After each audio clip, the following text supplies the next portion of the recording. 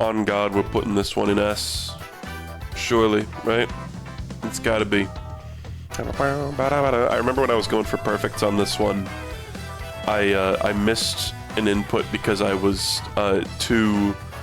experiencing like too much like friction from this part. I was like, God, this is such a cool remix, and I forgot to press the button.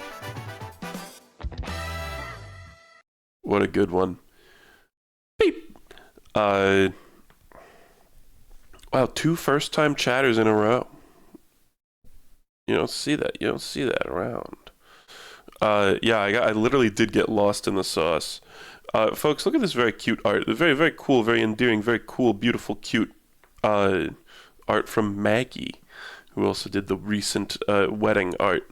I like. Is Lark meant to look like Ronith or Tonith or whatever it's called from Petscop? Because that's what he's serving. It's very cute, and I love the little reach. However, I have to dock points because it's Shu and Mallow. I think I did something in some recent video that spread the misinformation that my other chinchilla's name is Roach. We call them both Roach. We call everything on the planet Roach. This was made pre-Mallow? No way. I guess it was. People have been reposting stuff on the Discord, but I'm not meaning to yell at Maggie. Plenty of people have. I think it's my fault because I've seen plenty of art saying this. Yeah, our other chinchilla's name is Mallow, like the little cloud guy from Mario RPG. But I love this I love the little party here. Like, this looks like an RPG party. Maybe I'm thinking of Moon because of my little guy's like boots. One moment. Okay. Folks, I'm gonna do the tier list. I said I would do a Rhythm Heaven Groove minigame tier list, and that's just what I'll do. Grapefruit sits in the darkness. I've got a bit of a jank setup for this. Let me just boop. There we go. I think that's all we need. Yeah. So here I am. A bit of a weird setup. Sorry, and I look a little chopped today. I don't know what's going on. I'm kind of weirdly like low energy right now. I was kind of before the stream going like, come on, buddy, like wake up a little bit. Make it an entertaining stream. But I think, I don't do tier lists a lot. And I think a big reason why I don't is because my opinions are too good. My tier lists are boring. They're just objectively correct. There's maybe 70% sarcasm there. What if I just nodded off? Germa's already covered this ground. It's like people are just going to agree with me. No, I'm sure there's always hot takes. But I don't know. I think I'm a pretty reasonable guy. I don't know. Germa will do a tier list and it'll be like, Honey Crisp apples are like the worst thing I've ever eaten. And it's like, what? Or like Golden Delicious or whatever the hell apple he was beefing with. Okay. What I've got here is a video. This is by Pablo Acevedo, I'm assuming is how that's pronounced. Acevedo? Who has graciously provided to the internet a video of all the perfects getting got. There was a video that I found that was like all mini games, but the guy was like messing up constantly, and I was like, this isn't a good representation of the mini games. So I could have maybe captured this better to not have like all this nonsense up here, but you're just gonna have to deal with it. I could have made it look cleaner, but it would have been a pain in the ass to manage. So this is the middle ground that we're sticking with. One moment, please. Need to make a gross noise with my nose real quick, as I am wont to do. So let's just get into it, I guess. This is all the rhythm minigames in Groove. We've got Uh, multiplayer stuff is here and shit like Beat Spell, but I don't know if I mean, yeah, just rate the flip side on your tier list. I don't know if I'm gonna these ones certainly not. The multiplayer ones maybe, but I haven't even played all the multiplayer ones. I might just do, since the multiplayer ones, there's 3 versions of each, maybe I'll just do like, here's what I think of all the Ninja Bodyguards. Here's what I think of all the Dr. Bacteria, you know. Or Sick Beats. Sorry, fucking, this guy said the Japanese name for Sick Beats. What a weeaboo. So, let's just get into it. Hoop Trundling. You gonna play? There we go. Probably the weakest of the opening minigames. I guess I don't remember what even was the first minigame in Mega Mix. I don't even remember. But like, first minigame is usually like really strong, and this one is kind of like, it's good and it's cute. But it's so simple. I just like I look at this and I go, this is just built to scale DS, but worse. You know, this shit pales to golf. Yeah, Monkey Golf is a glorious first level. It's like nothing really happens in this level. The one thing is there's one time when it like zooms in on you for a singular input. Yeah, oh, you guys like how auto captions love to say the word heat? Heat. Heat. Heat. See how many times I left it on just because I want to see how many times it does that throughout the video. We back white? Heat. Heat. Heat. It loves saying that. It's like when it can't detect words, there's just some essence about the word heat. It like says something about our world or about the universal laws of our language. Heat is just what it picks up in the noise most frequently. But not a whole lot goes on with the cues in this one. It's the same exact cue every time. Built to scale, you know, is a very similar one, but you can speed up the cue and slow it down and have like more interesting charting, but this is just nothing. And this sort of gets, this is something, this video will serve somewhat as a review of Groove in a few ways as well. But Groove was advertised as having 80 minigames, which is double the amount that your average Rhythm Heaven game has. And I kind of think they spread themselves a little too thin for that. It made it so that like just about every minigame had a sequel, and the sequels, a lot of them totally mog the original. Like the sequel to this one is going to go way higher because you can actually do interesting things with the charting. But this first one is just like, it's just literally the exact same cue over and over again. And I was thinking about Monkey Golf or whatever, what is it called? Hole in One?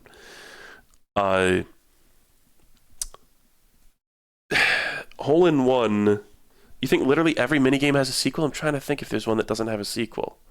I guess you're right. Maybe. Yeah. If Hole in One was in Groove, they wouldn't have had the mandrill cue until the second version of the minigame. Do you know what I'm talking about? Like, it almost kind of feels like at some point there might have been some order from on high that's like, it's a modern Nintendo game, we gotta have an excessive quantity of things in sacrifice of the quantity, or other way, in sacrifice of the quality, we have to have excessive quantity. Fuck. So we need to make a bunch of everything. And it kind of feels like some of these minigames maybe even got like split in half. Like maybe originally they were gonna be more complicated on the first iteration, but then they ended up being really simple. Other minigames that were hit by this, I think Crab, I mean, this is all just total conjecture, but Crab Snacks, you know, some of them just feel really, really simplistic in their first iteration. And sorry, this is my tier list, series veteran, Hoop Trundling, not the biggest fan. It's cute. It's like a C. It's like a C tier for me. Sorry. And I don't know. I think the point of a tier list that has S through F means you're going to rank some things F. I've seen some people be like, oh, well, I really like the thing that I'm ranking, so I'm not going to put anything in F. And it's like, just delete the category then, you know. But when I put something in F or put something in C, that's just rating it in the context of this game, which I liked quite a lot. I like Rhythm Heaven Groove. So here's the one exciting visual change, and it's just something that Built to Scale DS does like 9 times. Yeah, I don't know. The song doesn't particularly wow me. The visuals don't particularly wow me. I'm taking this shit seriously. We're not trying. It's very cute. It's very cute, but the cuteness doesn't carry it for me.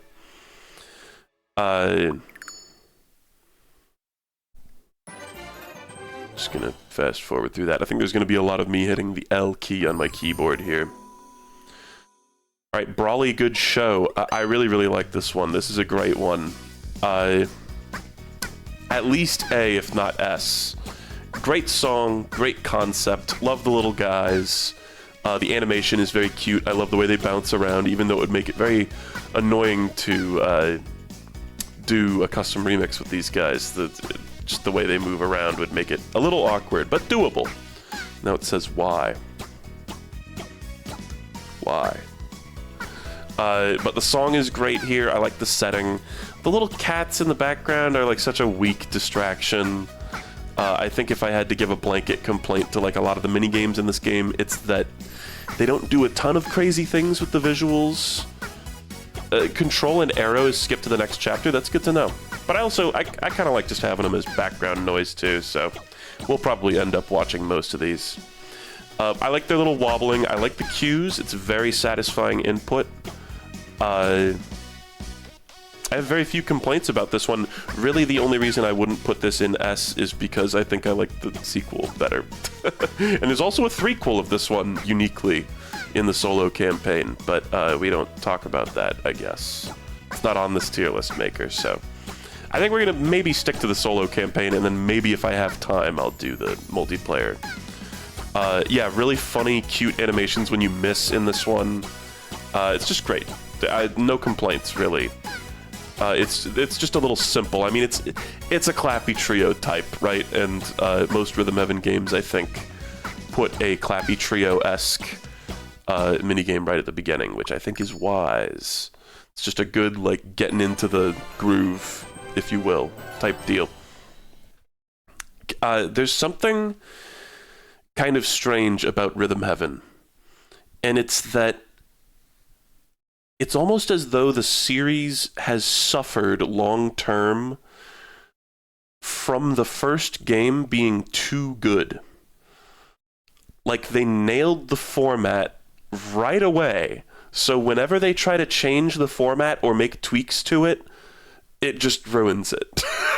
It's like a finely tuned recipe, and they just fucking knocked it out of the park in, like, the GBA game. Katamari Syndrome, it's possible. So there are times where it's kind of like, you know,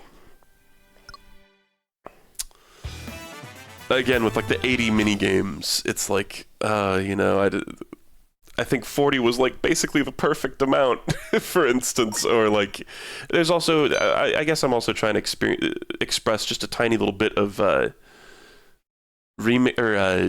repetition fatigue. Like, there's a lot of mini games in this game where I was just kind of like, yeah, this is just like another mini game I've already played. But the presentation works for me enough that it feels like its own thing, you know, even though Brawly Good Show is functionally quite similar to other mini games. Anyway, here's Disc Dog. This one's been kind of a meme. Have you guys seen the one with the Japanese edit of this with the little dog that goes "Arr!" and it because it sounds like it's saying 4 in Japanese, which I thought 4 in Japanese was she, but I learned it can also be your. Hold on, I'm getting a call from Bella. I'm gonna mute.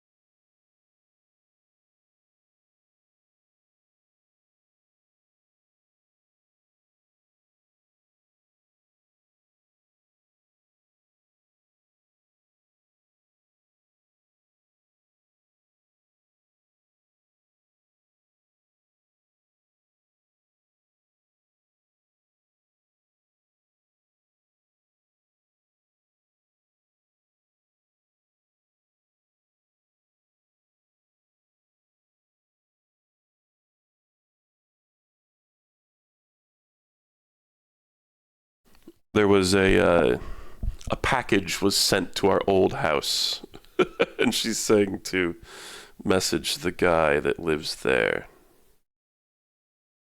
So sorry, I'm just gonna text here in silence for a second.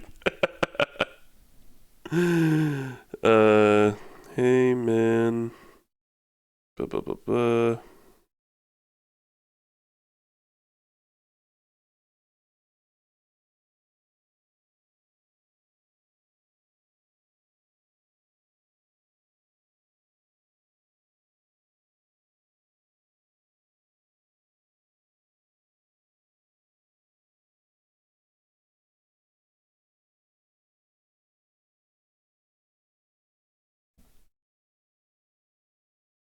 Okay, sorry.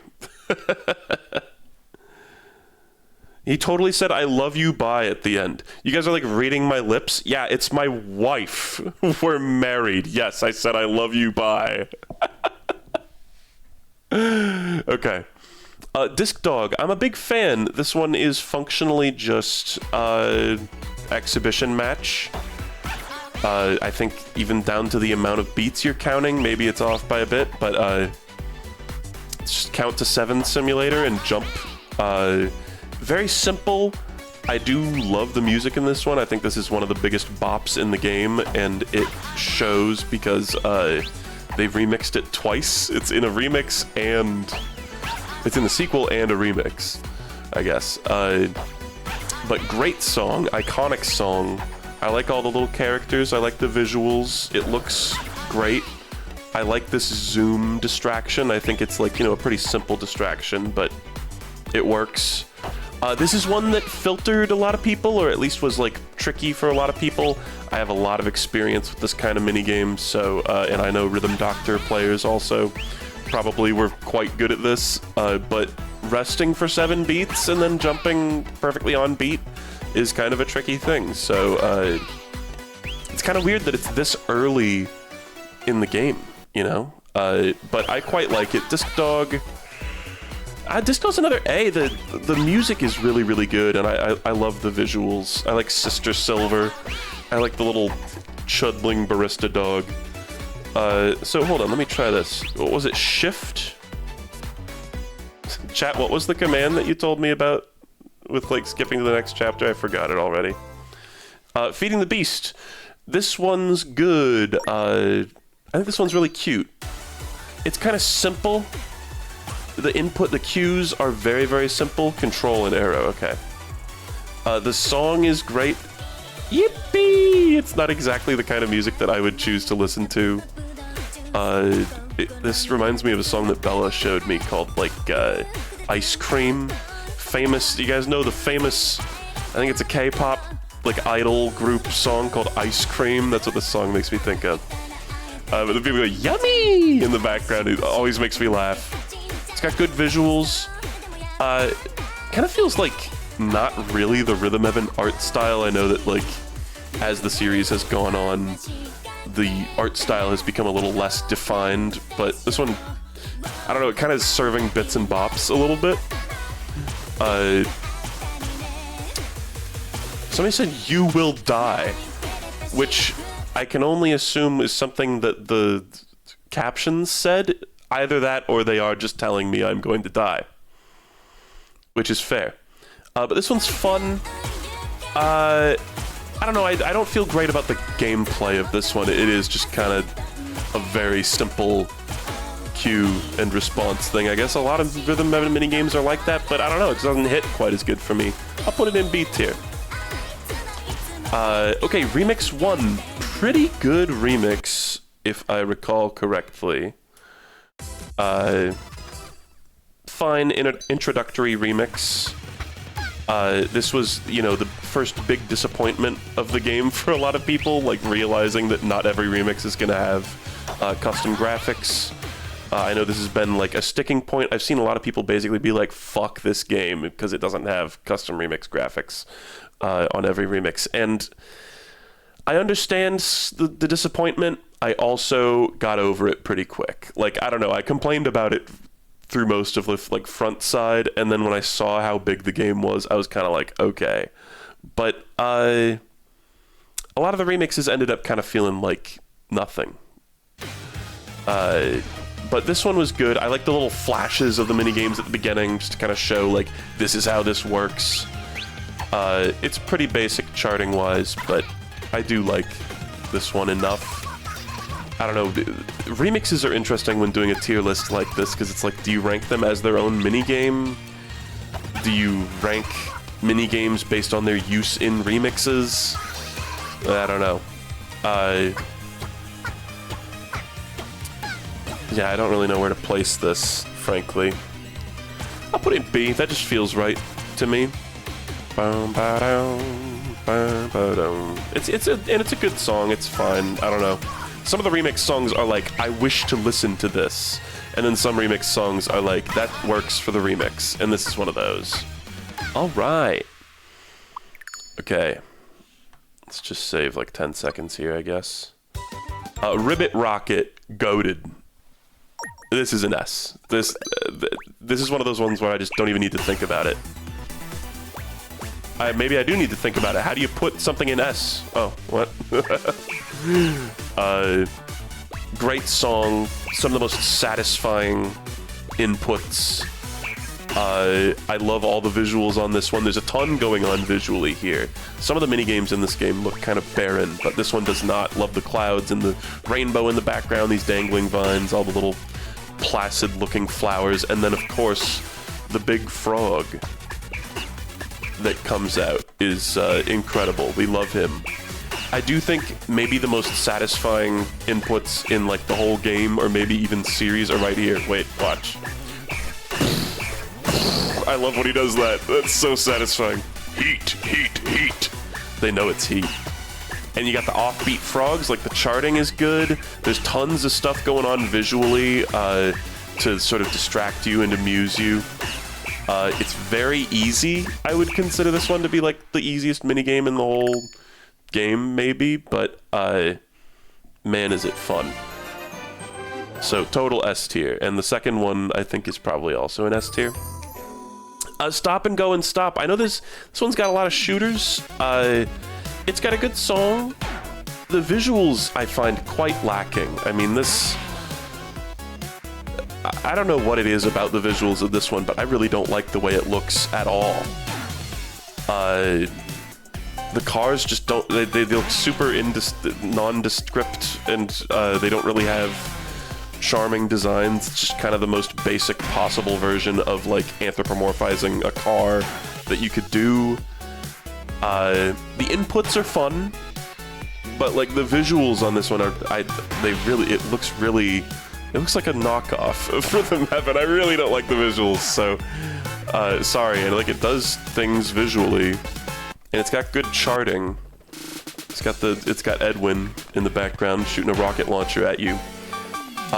But yeah, the visuals and, like, the concept of this one are pretty dull to me. I don't know. Not a big fan. Yeah, and just like a basic sideways view of the cars. This plain, like, gray block road. And this one also goes on for so long, too. So not a big fan, honestly. Yeah, I want to say, like, D or F for me. I don't know.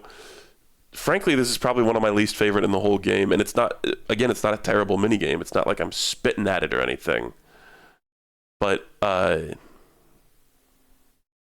don't know. Not a big fan. Might adjust this later, so we'll see. Okay, Control, Arrow, that's beautiful. Hop and Slide, this is a contentious one. A lot of people really don't fuck with Miho, which I understand. I think this is one. There's a lot of mini-games throughout the Rhythm Heaven series that have had. It's like there'll be the first mini-game in any respective entry in the series to really make you rely on the audio cues. This is one where I think people kind of try to jump a little early. I've watched a fuck ton of people play Rhythm Heaven Groove over the last few weeks, and I just notice people tend to jump early for this one, and it makes sense because you're like, oh, it looks like I'm about to hit the thing, you know, but no, you really have to trust in the beat and go at the very, very last second, which I think tripped up a lot of people. And then, of course, there's also the fast section that really fucked people up, too.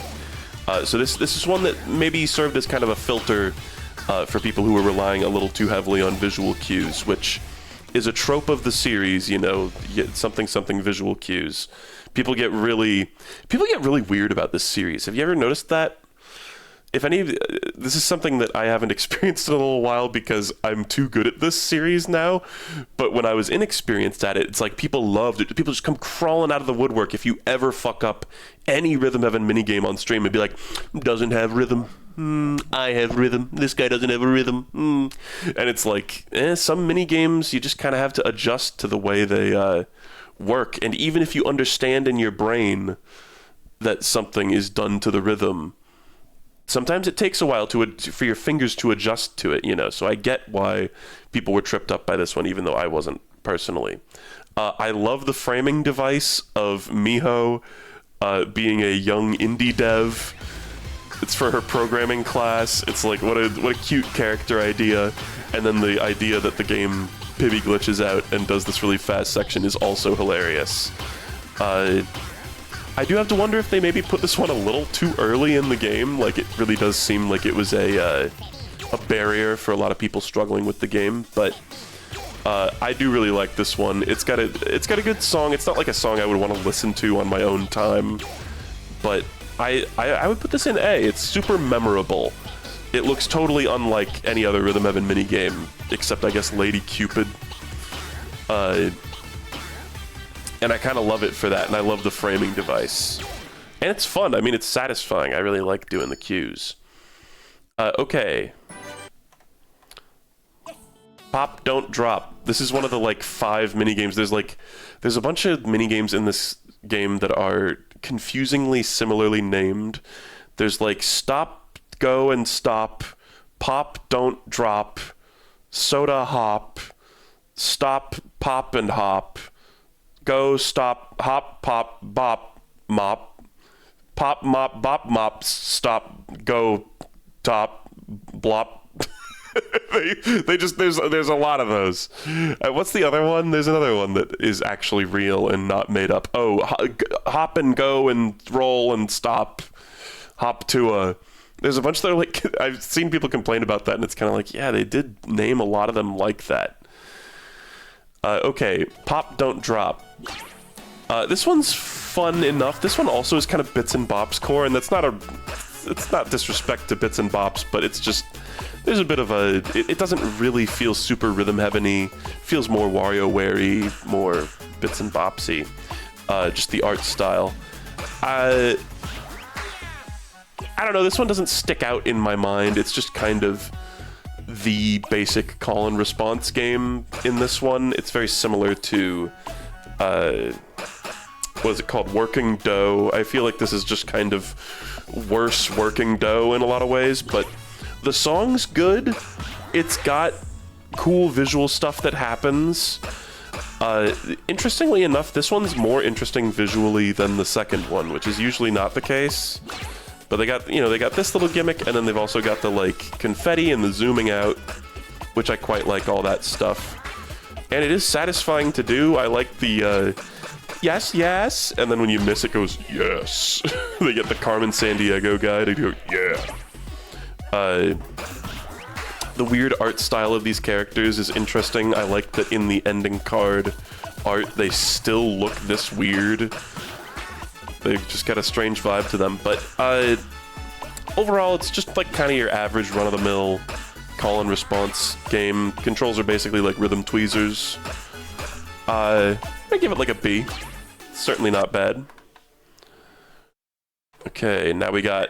Oh, Remix 2. This is like the first really good remix. I would say maybe S. S for this one. It's such a cute song, right? But it's also fun gameplay. I like a nice slow remix. They're uncommon. This one also has some custom graphics, which is nice. I think Ribbit Rocket, the like rain, is like the practice graphics for that one, right? And then really cool graphics on Hop and Slide, which is funny because it's like so butt ugly. But it actually looks quite nice with the little leaves. But I like the charting on this one. I like the song a lot. Really memorable song. I like that little cut away before it actually pops the thing, too. That's very cool. Just a disappointing lack of Ribbit Rocket in this one. It's like only at the beginning and only at the end. Which is like kind of whatever. But I like a slow remix. It's kind of a challenge in and of itself. Someone's like cutting weeds with a weed whacker outside. I'm sorry if you can hear that. It's quite loud, actually. Jesus Christ, how do you make a weed whacker that loud? It's like in the same like resonant frequency as the house, and it's like vibrating the whole house. Okay, Slice and Dice Kitchen. Not the biggest fan of this one. I know the lady's got an ass. Did you guys see the mod of this that makes her ass fucking enormous, by the way? I don't know if that was a mod or an animation or what. I don't know. The ass does not really carry this one for me. It's a pretty basic minigame controls-wise. Oh, a bunch of question marks. Oh, yeah, I see. So we're all pretending that we didn't see that. Yeah, this one famously changed between the early trailer and the final game. They changed it to look more like Rhythm Heaven-y. They changed, like, the art style looked even less like your typical Rhythm Heaven art style, and they kind of made it have the same kind of like thick black outlines, you know, simple line art kind of style. I don't know, this one's cute. The song doesn't do much for me, and the visuals don't really change much. It's like, oh, that they change colors, and then there comes a certain point where she just starts thinking about whales. Right? That's in this one, right? Yeah, and I was kind of like, oh, it's just like a JPEG in the background moving by. Like, what's actually happening here? I don't really know. I joked about her, like, tripping balls on Valium, but it's just kind of a dull minigame for me. Not really the biggest fan. It's fine. Also, the animation of the lady is kind of uncanny and weird. Like, yeah, she shakes her little ass. Like, the ponytail, it's very languidly animated, but it's almost, like, too smooth. Like, you can kind of feel the fact that this was originally animated in a different art style and then sort of ported over to the Rhythm Heaven art style. I kind of think it suffers from that, maybe. I think C in my heart is C. The Valium joke was a banger. I love joking about Valium. It's one of my favorite comedic subjects. Sneezy Moon. This is quite a breakout hit from this game. People love the Sneezy Moon. Especially, speaking of shit I've seen on Twitter, Japanese artists on Twitter want to fuck this thing's brains out. Oh my god, are there people lusting for this moon? Holy shit. Of all the things, very interesting, Japan. Not just Japanese people? Okay. This one's very good. I like it. I like the conceit that it's sort of a reverse Sneaky Spirits that you're doing. You're the sneaky spirit sneaking. There's lots of cool visual stuff going on in this one. The music is very, like, head-banging, and I think it's, like... Sometimes I look at a Rhythm Heaven minigame and I kind of think, like, what inspired this? Because, you know, surely people who come up with this stuff are just inspired by stuff in their day-to-day lives, right? That's how it feels with Rhythm Heaven.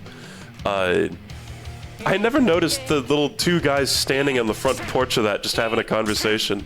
And there's a little cat symbol on the door. It's a cat mansion. So much lore that I never realized because I was playing the game. What was I gonna say? I actually don't remember. I was about to, like, say something. Oh, yeah, it's like, when you think about what might have inspired this, it's like, I think about, like, having a sneezing fit, and there's this kind of, like, head-banging quality to it, you know, and I wonder if they, like, kind of thought about, because it's kind of a slow, relatively slow tempo, but it's got that head-banging, you know, metal kind of quality to it, and it just fits perfectly. Like, what a great idea. And I love the art in this one. The weird face on the moon is great. Yeah, I guess I would probably consider this S tier. I like the sequel even better, though. I think the sequel is even cooler because they went so hard with it. I don't know, as a guy with allergies too, I really relate. Okay, crab snacks. I think this is one that's a little... it's kind of got the same problem as hoop trundling, where it's a little too easy on the first iteration. They only ever have you... everybody who played this noted that in the tutorial, they have you use the crab claws separately, just like try out your claws. But then in the actual minigame, they only ever have you do the 2 at once bounce. So it's kind of hinting, I guess, that there's going to be a sequel, because why would you be able to move both their arms independently if you were never going to use them? So it kind of feels like this one got split in 2, and because of that, the original one is kind of boring in terms of how easy it is. That's just, again, for me personally, as a veteran of the series. The sequel fixed the shit out of it. The sequel is an S tier. But I would consider this... I don't know, this one, I really like the visuals. I really like the song. I like this little distraction of the plum juice. So I really do like this one. I think it's a little on the easy side, though, and I would maybe just put it in A. Pay attention, by the way, to how this is animated. Because looking at it, just, looking at the static image of it, it's kind of like, oh, it's like a really realistic looking thing. Like, this must have been a huge pain in the ass to animate. But it's really just kind of a picture of a sandy beach with this, like, blue background. It's like a weird perspective, because it seems like that background's supposed to be the ocean, but really the sky would be there, surely. I guess it's like a macro or micro angle, like aimed down. Yeah, the Cerveza Cristal's not in the actual game, sorry. But it's really just a picture of a beach with shallow focus and this little circle graphic in varying colors bobbing around in the background and fading in and out. And that's really all they did. It's like, in my mind, there's a detailed glistening ocean in the background of this one, but it's just a JPEG with some circles artfully moving over it that gives the impression of a shimmering ocean. And it's like, I don't know, maybe now that I've pointed that out to you, maybe the illusion is kind of shattered, or maybe you already noticed that, but to me it's like, wow, what a clever way to take something like relatively simple graphical style and like make something that looks this like kind of realistic with it. Just looks really great. So I like this one a lot. Just a little too simple. Okay, now hop, stop, and roll. This one's good. It's kind of your standard keep the beat style game. I feel like keep the beat games were underrepresented in Groove. There's a few that are kind of like more like a monkey watch, like keep the beat every other beat kind of minigame, but the ones where you're actually pressing on every beat are quite rare. This one's cute. I like the sequel more. This one's got a good song, but really everything about this one, visuals and music and gameplay, I like the sequel better. The Lucky Cats are cute, but there's not a whole lot going on in this one. It's very cheery. I don't know, not really my vibe. But it's fine. I don't know, honestly, this one, it's pretty dull. Like, you're mostly just keeping time with very occasional, like, easy rolls. The sequel, I think, will be like an A tier, probably. But yeah, this one, I don't know. I thought I would be more charitable to this one, but actually looking at it, I'm kind of like, I don't really care for that much. Remix 3, trying to remember what even this one is. Oh, this is the menacing fade from Fruit Flex to... No, that's later. By the way, I did get all perfects in this game, and I got some night mode perfects, like, I think I got like 10 or something, and then I gave up. It was too tedious. Let's see, I don't know, I don't even remember this one. This must not have been a very memorable remix. Yeah, this is one of those nothing remixes, and this, like, it's fine. Serves its purpose, but as somebody who's seen so many remixes that are a million times cooler, I guess it's got that. And then it does that with the Sneezy Moon later as well, right? Those are like, that's like the only cool thing this one does, and like that is cool. But the rest of the remix is so forgettable. I think that's a D tier for me, honestly. I don't know. It's just kind of going through the motions. Okay, Fruit Flex. This is a great one. This is the rare. I think I like the first one better than the second one. The second one just kind of spams the green apples at you, and it's not... They should have added a new cue, like, because that's not really the hard part of this. I feel like the lemons are the tricky part, or like swapping back and forth between lemons and apples would be like more difficult, but just giving you quarter notes to just keep doing, it's like, Did it say, oh, dick? Oh, Lois. I'm coming. But really great music on this one. One of the better tracks in the game. Nice visuals in the background. I like the little seagull. I don't know. I also... P-O-B-P-B-O-P-B. I like how he turns around. This is something... It does say, oh, dick. This is something that doesn't happen anywhere else in the game. They made the graphics for this little reversed camera scene and then literally never used them for the entire rest of the game, even though this minigame appears one more time in a sequel. There's also the sequel remix, and then there's also, I think, multiple other remixes that it also appears in. They just never used this again. I think that's kind of a waste. I don't know. Dick. Okay. But Fruit Flex, that's like a solid A. I would call that like a low A. Probably not an S. But the lemon cue is good. I don't know. I've played so many of these games. I don't know what to tell you. Okay, Alien Alphabet. I think the gameplay on this one's kind of a little weird. It's those boom, boom, boom. It feels like those should be like more swung or something. And this is a complaint that I've heard like other people have too. Not specifically that, but just like, oh, the timing of the boom, boom just feels a little weird. It feels like you have to be a little too like stick up your ass about it. Like it feels like it should be a little bit more on the back of the beat. But it's not the biggest deal in the world. That's just a complaint I have about this one. This is like a top 3 song in the game. The song carries the shit out of this one. I mean, it's a very cute concept. But something weird about this one that like maybe this only bothers me and I'm just weird.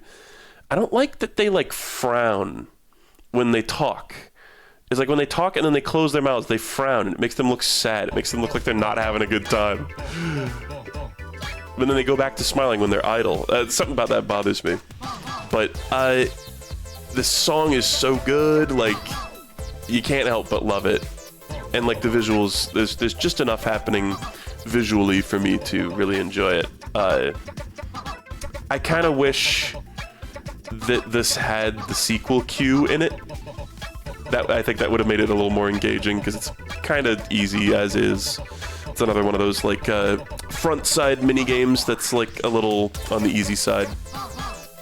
I heard apparently this planet graphic is from like another game that Ko Takeuchi worked on or something. I don't know exactly what the history of that is. Maybe it was like Yokai Watch. Was it one of the Yokai Watch games? But yeah, this one's pretty fun. I mean, I don't know. I put it in B. Yeah. Like high B. I don't know. I'm not going to sort them yet. Maybe I'll sort them later. Right now, they're kind of sorted by their order. Maybe I've already fucked up that, though. Maybe, I don't know. Can Do. I like this one a lot. It's got a strange look to it. When I first saw the trailer for Groove, this was one of the ones where I was like, the art style is a little weird, man. It's very tweeny. But I really, really like this one. It's a tremendously satisfying audio cue. Or just, you know, everything about smashing the cans is so satisfying. I love the animation of the guy. Like, at first I was kind of like, oh, I don't like how it's animated, but I love his little poses that he does. I love the idle stance that he does at the beginning of the minigame with the hammer, like, leaning on it. I love the animation of the hammer, like, rolling back to its original position, too.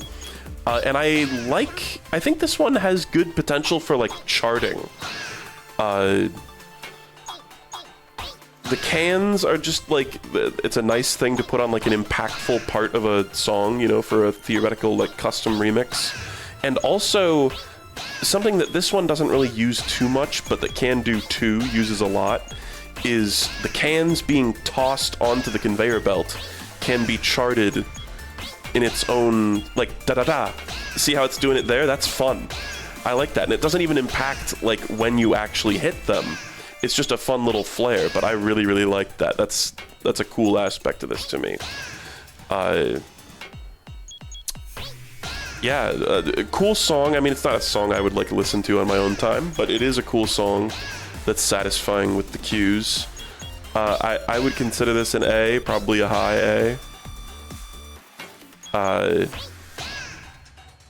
Maybe even S. I don't know. Maybe Can Do 2 will be S. And then I like the frog, too. Croak.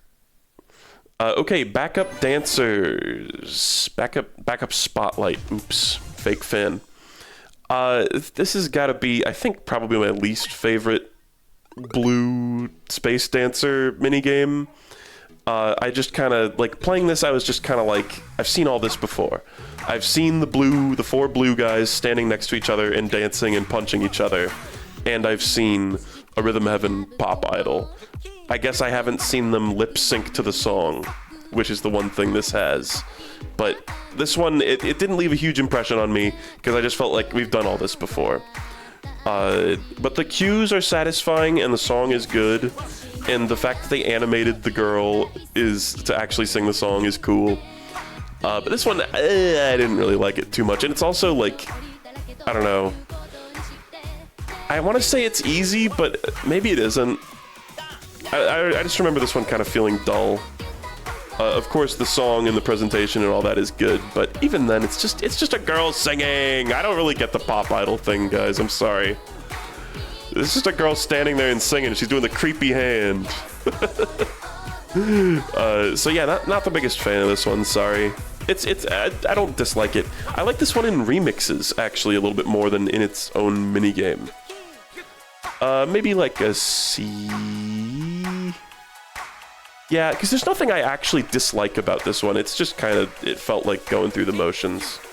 Maybe that's going to be a bit of a spicy one. Maybe I think a lot of people like this one a lot more, but, yeah. Sorry, it's just my ways. Okay, Remix 4, I think this was like the worst remix in the game. Honestly, the song's not bad, but the charting was just so nothing. It was just like, do some inputs from the minigames.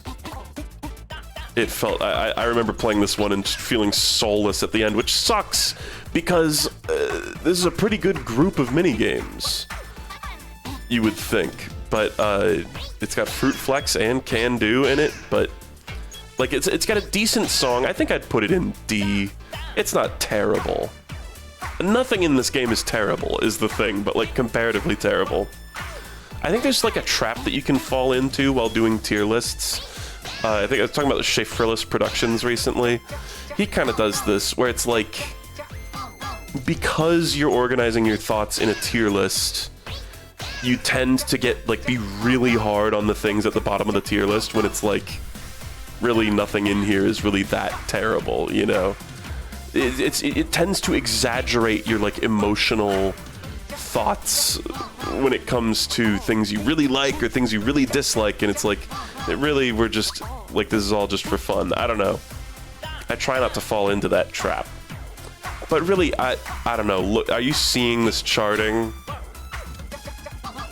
The minigames don't go well together. I think this is an F. I think I'm putting this in F. Doesn't really do anything for me. Okay, Flutter Speed. I like this one a lot. This and its sequel, are pretty goated. I think I would consider this one an A tier. A tier is going to be quite populated, I think. Maybe another tier list tendency. Yeah, the cues are great in this one. It looks really nice. It's like a really simple sort of visual style, and I like how it changes over time. The little characters are very cute. They don't really look very rhythm-heavy, but they are adorable. I like the weird faces they make, and I kind of like how you can see a family resemblance between them. That's always very endearing to me in animation in general, when characters are drawn to have like a family resemblance. You know, it was a great show. It was Long Story Short. It was like made by some of the same people who made BoJack Horseman, I think. Nobody on the planet has seen it though, but it was good. It was a good first season, and that was a show where like you see lineages of characters and they all have like the same nose, and it's kind of fun. But they have like other different features, but it's like you see the same like weird like sort of button nose get passed down from parent to child to grandchild. I like that stuff in animation. The cues are satisfying. I love catching bugs in the net. Good charting, good song. This is a solid one. Okay. Thunder, lightning bolting, right? This one's good. I think this is another one that is a little barren in its first iteration. I would probably put this in like B, the first version, but spoiler alert, the second version is going straight to S. It's just a cute concept. I love the little guys. I love the idea of like you're dodging lightning strikes. That's such a great rhythm heaven idea. It's just all the good stuff is in the second version, so this one feels kind of like nothing in comparison. But good song. The song is like nearly identical between the two. Maybe I'm crazy. I feel like it's very similar as sequel songs go. But yeah, it's B for now. Yumbot Simulator. A lot of people really hate this one. This is another one that I think was like sort of a you can't rely on the visuals, you know, like filter like a wall for some people, which I totally understand why. If you look at this one, it's like you would think that the input, you would want to do the input when the pudding hits your hand. But really, you want to do it when it's right about here.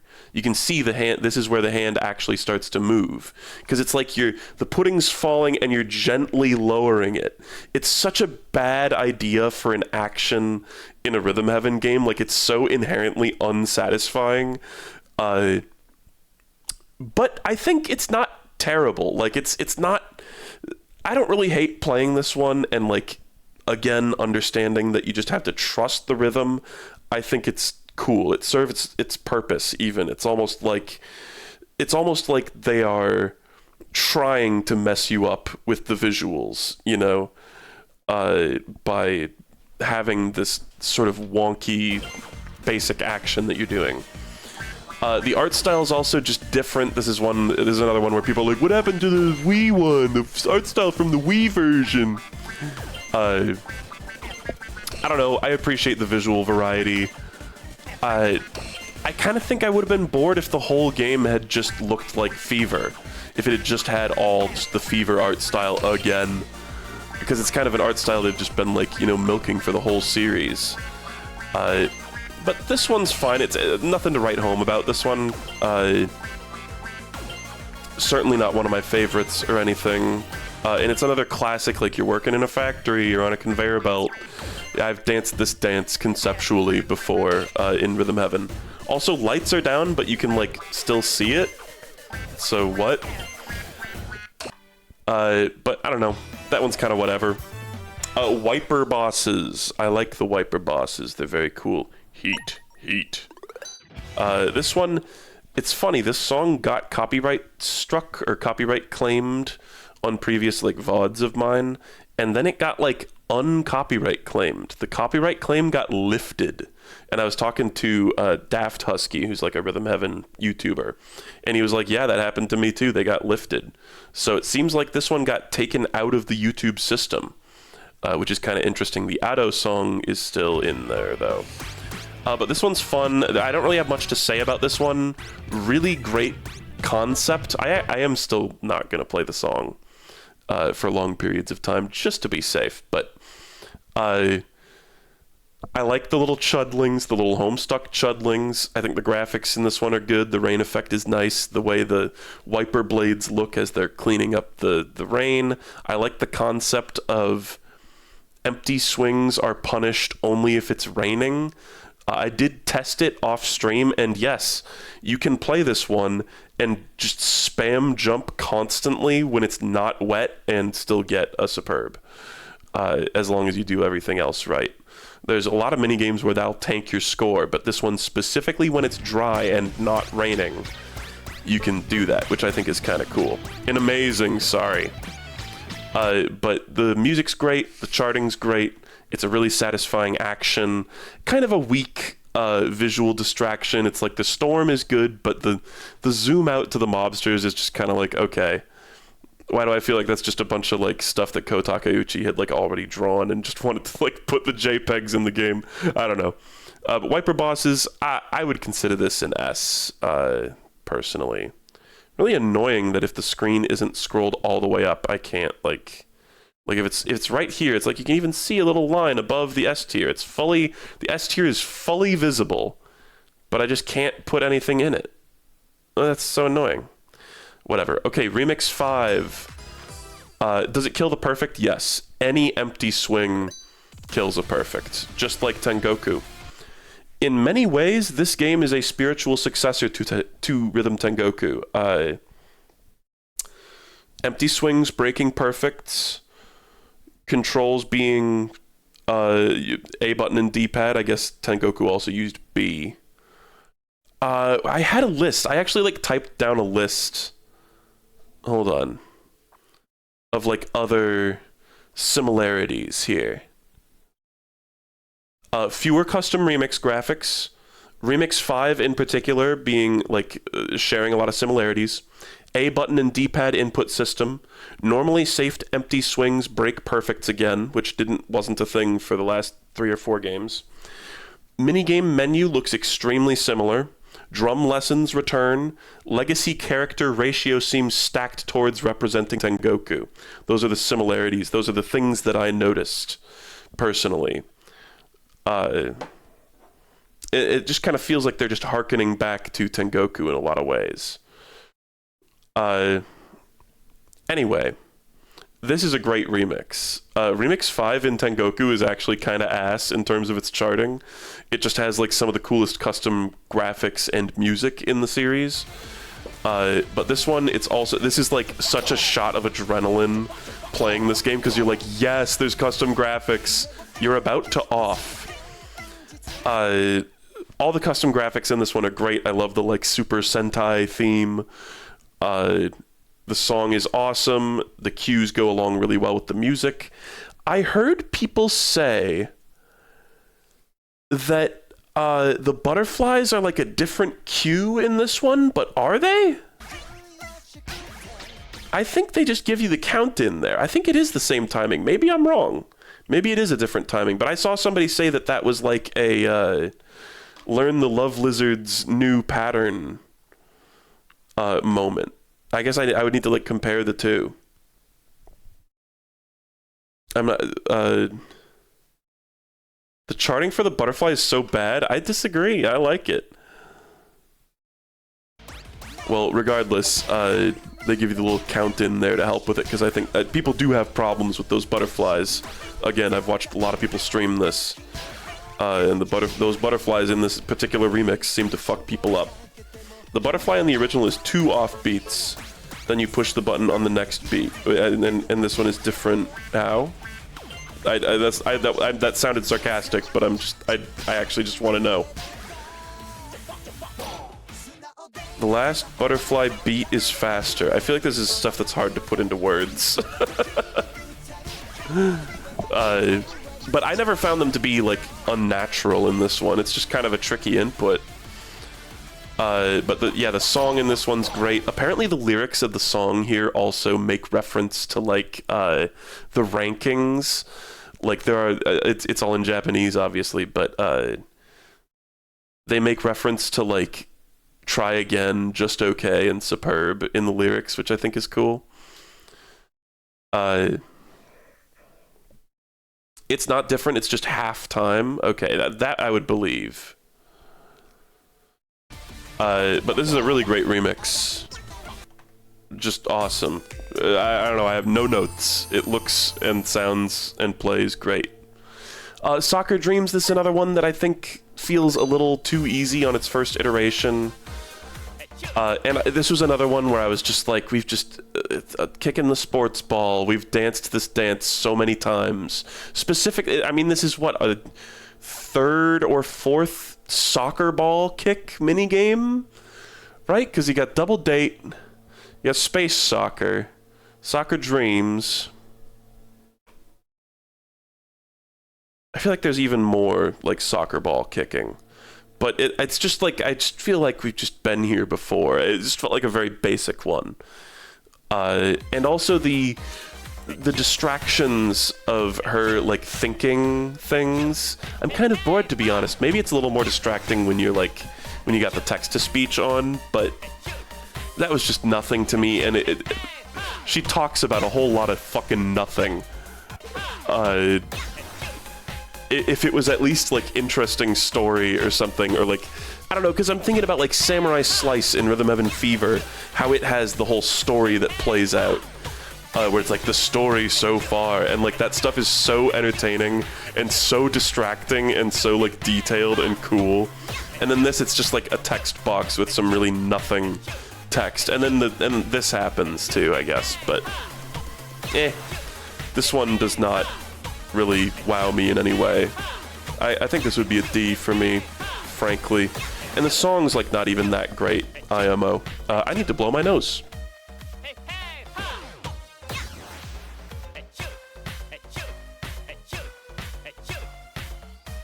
Arg, I just don't know who's behind me. Yeah, in the sequel, it's like, bitch, turn around. Okay. We're getting through these. I need to leave at, like, 3. It's, like, 1:30 now. Ooh. We'll see. We'll see how I do. Sweeper Star. This is another one I'm not the biggest fan of. It's, yeah, quick, while he's sneezing, dash past! I need to do it again.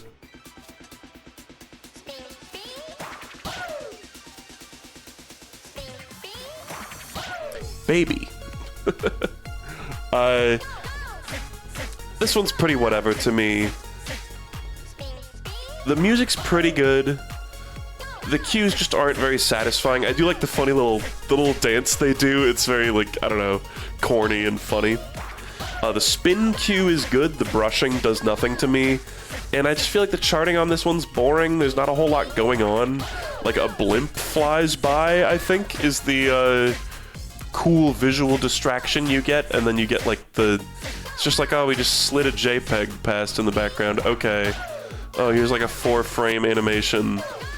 That's all the visual variety you get in the whole thing. Kind of weak. Yeah, not the biggest fan of that one. I guess I can't really think of anything positive to say about it. The second one is much better. That's again, a lot of these early ones are I think I'm gonna kind of shit on. But, like, frankly, I mean, this really is one of the weaker minigames in the whole thing. Okay, A for Effort. This one's crazy. Obviously, it would be very funny if this was an A tier. This one is so unhinged. This is the first glimpse that this game gives you of its affinity for stock photographs. There's also a ton of cute little references to past Rhythm Heaven games. This is kind of the best appearance of this minigame, because every other time you see this minigame, it's just reusing pictures from this one. Or just not using pictures at all.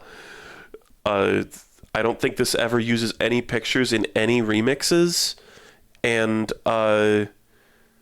I think in the sequel, all the pictures are exactly identical, right? It's so weak, and it's like, of all the things, I feel like just putting a bunch of stock images together and like photoshopping in key art from previous Rhythm Heaven games should be an easy thing to do. Why did they only went the distance for the very first version of it, and then they just never changed the visuals of what shows up on screen? And that just feels like a fertile ground to like put in different things for different remixes. I don't know why they did that.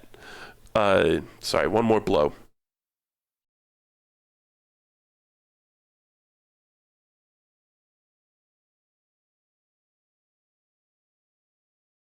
Yeah, you would think that this one would suffer from like localization, but to my understanding, I mean, the Japanese version just uses English letters, I think.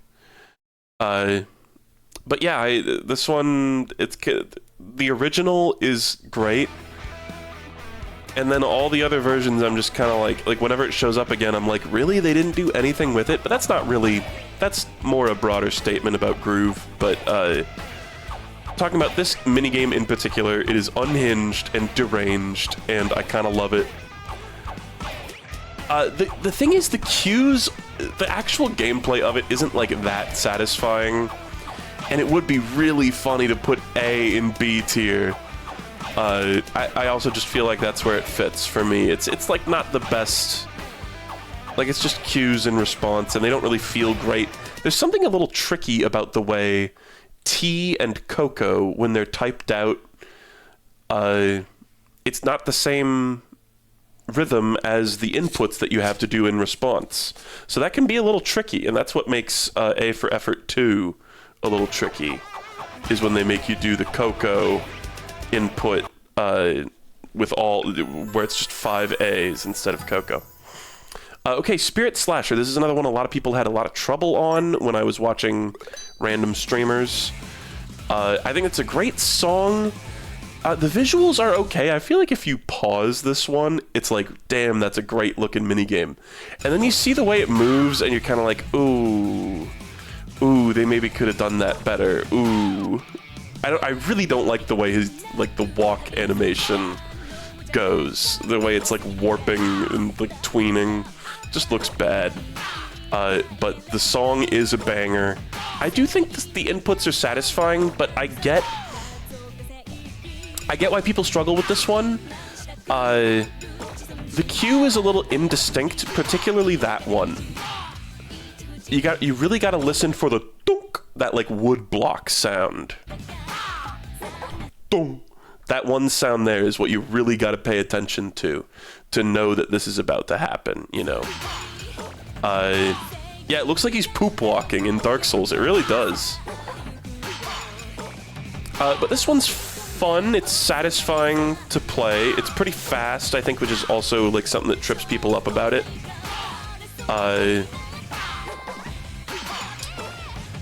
Yeah, I don't know. This one, I kind of, it's a little ugly. I think it's a little ugly, and it's a shame because so much work has gone into making it look good, clearly, but it's just like, it just didn't go quite all the way.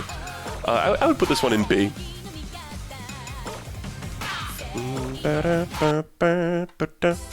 Okay, Remix 6. Trying to remember what this one is as well. Yeah. I think this is another Nothing remix. Let's see. This one I don't really remember very well. Yeah. Yeah, some of them are just like, just do cues. Just do some cues.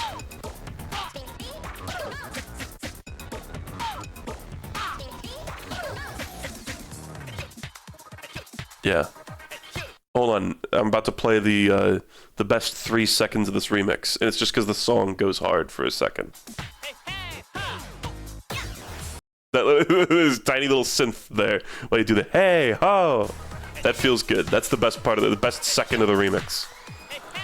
I think the rest of it is T-E-A, T-E-A, C-O-C-O-A. That part's kind of fun. I don't know. Pretty Nothing remix, and like the realization that the A's, even this one, is not going to have custom graphics. That's like the easiest thing to have custom graphics for. You just put up a JPEG, man. Yeah, disappointing. I think I'm putting this in F too. Again, all of this will be subject to readjustment later. Yeah. Sorry, I'm just like reminding myself exactly how it goes. Yeah. And it's like, it's funny because bugs when you lift up a rock. I need to get to a different frame. Go to a different frame. Stop looking at me. Okay, thank you.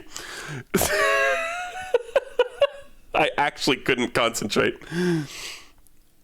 There are such like simple things that you can do to make changes to a remix. Like, do you remember some of those late remixes in Rhythm Heaven Fever where it's just like, hey, this one, we changed a bunch of stuff to be red and added just a few small things to the backgrounds, you know?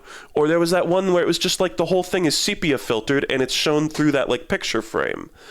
And it's like, that's great, you know, that's all you need to do. Just the tiniest little thing could make a custom remix a little bit more interesting, you know, custom graphics.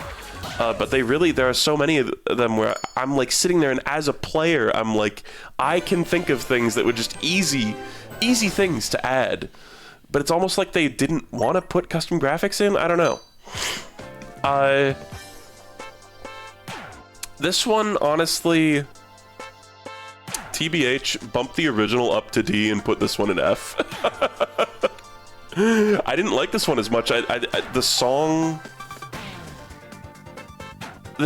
kind of, it's funny because it kind of has like almost like the guitar that comes in here has like a Pink Floyd-esque quality to me. Maybe that's a guy who has only ever listened to Pink Floyd kind of thing. But it almost kind of sounds like prog rock. But I don't know, this one, maybe both of these in D actually. Yeah. I don't know, this one just, I don't really like this one very much. The cues are good, but the visuals just look bad, and this one has almost no changes from the original. Like, if there are changes beyond the cars having spoilers on them, I didn't even realize that they were there. So, yeah, not the biggest fan.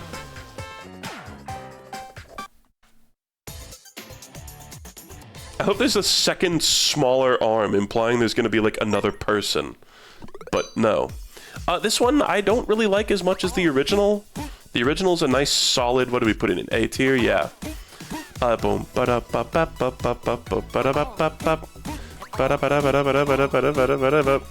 song does not hit the way the first one does, and it, if anything, feels easier than the first one, because they just keep spamming these green apples at you.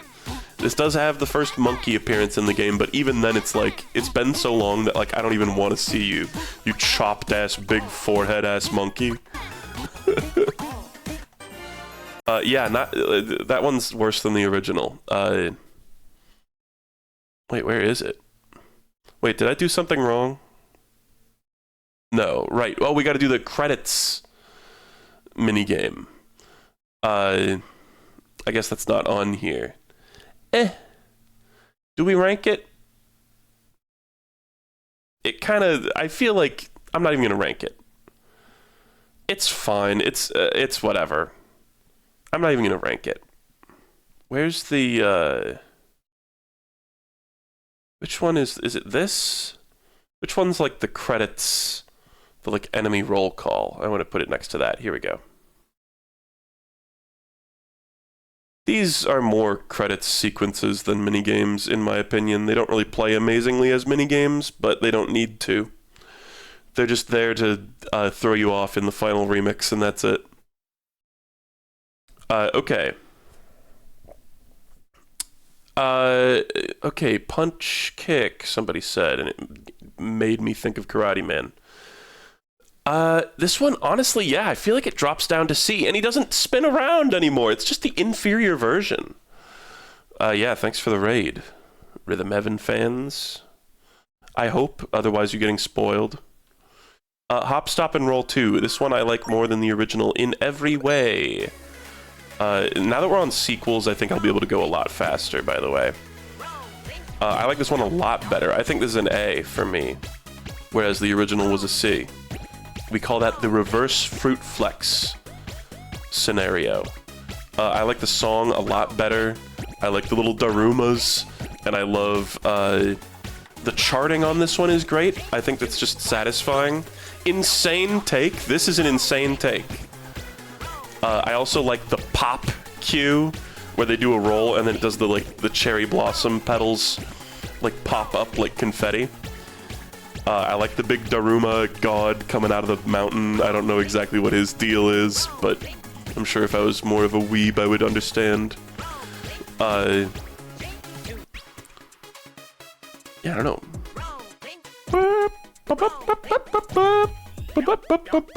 It's a great song. Where's the, popping, though? I want to see the pop. Is that in the original? Too, maybe? Yeah, that's so fun. That's very satisfying. And I like when that appears in remixes later, too. Yeah, it's interesting that they used the graphics for this one in Remix 20 and not the original version. It's kind of funny. It makes me wonder if, this is the first one they drew, and then the one that we see first in-game is actually the second one they made. That would make sense. I don't know, though.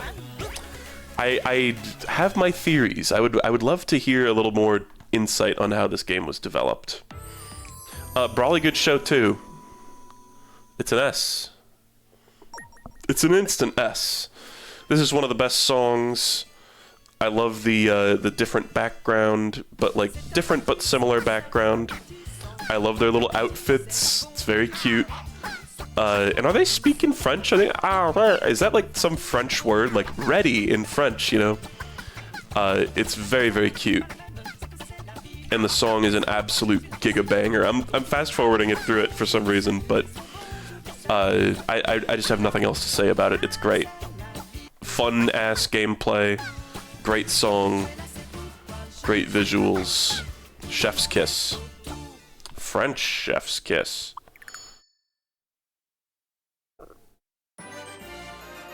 Arrête, arrête, stop. Okay. Oh, remix. For a second I thought it was Brawly Good Show 3. This one is also not terribly good. I do like this, but this is the only trick up this remix's sleeve. They do that exact thing, the ominous music, and Fruit Flex green apple spam into hop, stop, and roll. They do this 5 times in this remix. I guess I like the Brawly Good Show stuff they're doing here, but otherwise it's okay, we fucking get it. Yeah, you did the fade, it's cool and all. Okay, stop.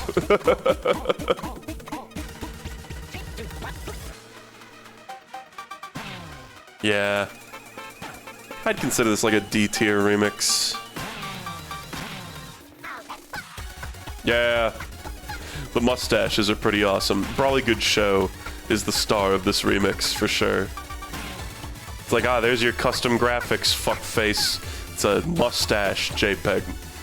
PNG, sorry. Yeah, super whatever, honestly. Can you guys hear the, mowing sounds outside? I'm sorry if you can hear that. Take a look. This is good advice right here. If to those of you, maybe raiders who joined us, take a look at the sun with your bare eyes. Take a nice long look. A little bit. Well, I'm sorry. Nothing to be done about that. Okay, Yumbot Simulator 2. This one's better than the original, I think. It's just more exciting and, funny. I think I would bump this one up to B. I think I like this one better than the original by 1 tier. Yeah, I don't know. It's the same gameplay, but it's much more exciting, much more challenging. The sped-up section with the max headroom face is very funny. I like when they give you just bad pudding after bad pudding and just have you laser them over and over again, too. Yeah, this one's fun.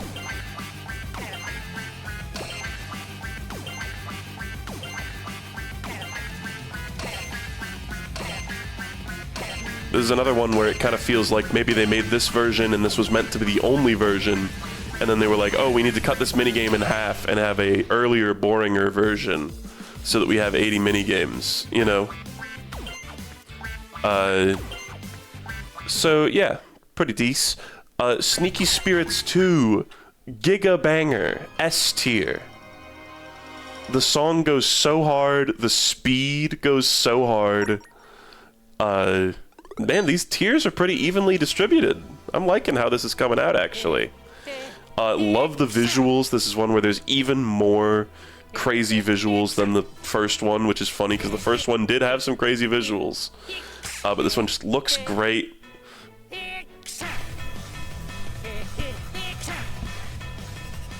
It just goes hard. And then the charting on this one's insane, too. It's got reach. It's got cats. And then it's got this bullshit too. Some classic Rhythm Heaven bullshit. Just like a little bit of bullshit to spice it up. And then it's like you feel so good when you conquer it, you know? Yeah, really, really good minigame.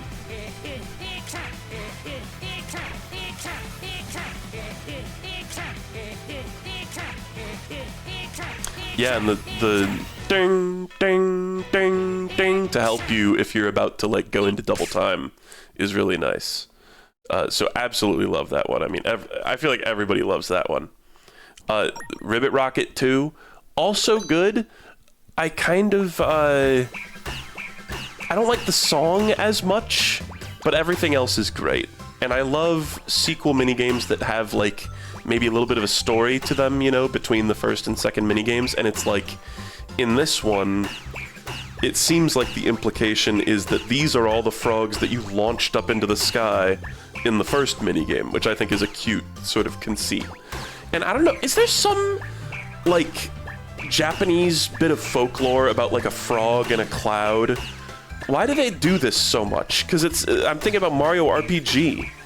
How there's, like, such a huge association between clouds and frogs in that game. And then in this one, it's like you've got... Spoiler alert, these clouds with the faces on them, they look like the faces on the flowers in the original, but they're actually frogs, I think. Or maybe the ones with the dot eyes and no mouths. But they, like, get legs later, and it's like they're frogs. I just wonder if there's any kind of, like, Japanese cultural thing. Like, maybe the word frog sounds like cloud? I don't know. Naruto? Yeah, there was a big-ass frog riding a cloud in Naruto, yeah. Who knows if that's related. But this one, the charting on this one's really fun. I've heard that this is the hardest night mode minigame, apparently. Which is funny, because I feel like getting a rainbow perfect on this one would be quite easy, relatively. Compared to a lot of, you know, other harder sequel minigames. But, this one, it's the tadpoles. Apparently the tadpoles they sound so similar to the frogs that you basically just need to memorize where the tadpoles are. Because they're like swung. Yeah, the raining frogs phenomenon, yeah. Yeah, I don't know. The tadpoles trip up people, but I don't really get it. Well, have you done it? Have you done it blind? Because I've heard it, because I kind of was like, oh, you know, what could possibly be so hard about this one blind? And then it's like, I heard a lot of people who are like really good at Rhythm Heaven say, like, yeah, it's like the hardest night mode. Night mode in general isn't really that hard because this game, you know, helps account for blind players, but I can totally see. I mean, I guess I should try it to form my own opinion, but I can see why this one would be fucked up in night mode. But it's good. I don't like the song as much as the first one, but the charting is great. Still really satisfying. Love how different the visuals are. I think this is like a high A or low S for me. I'll put it in low S for now. And I love this, the frog stole the, like, rabbit's job being on the moon, making mochi. Okay, Alien Alphabet 2, this one, not the biggest fan. The song is just not as good. Like, it is good, it's fine. And it's got the new cue, and it's got the, like, aging thing, but this one just doesn't hit for me nearly the way that the original does. And they look so chopped as adults, I feel so bad.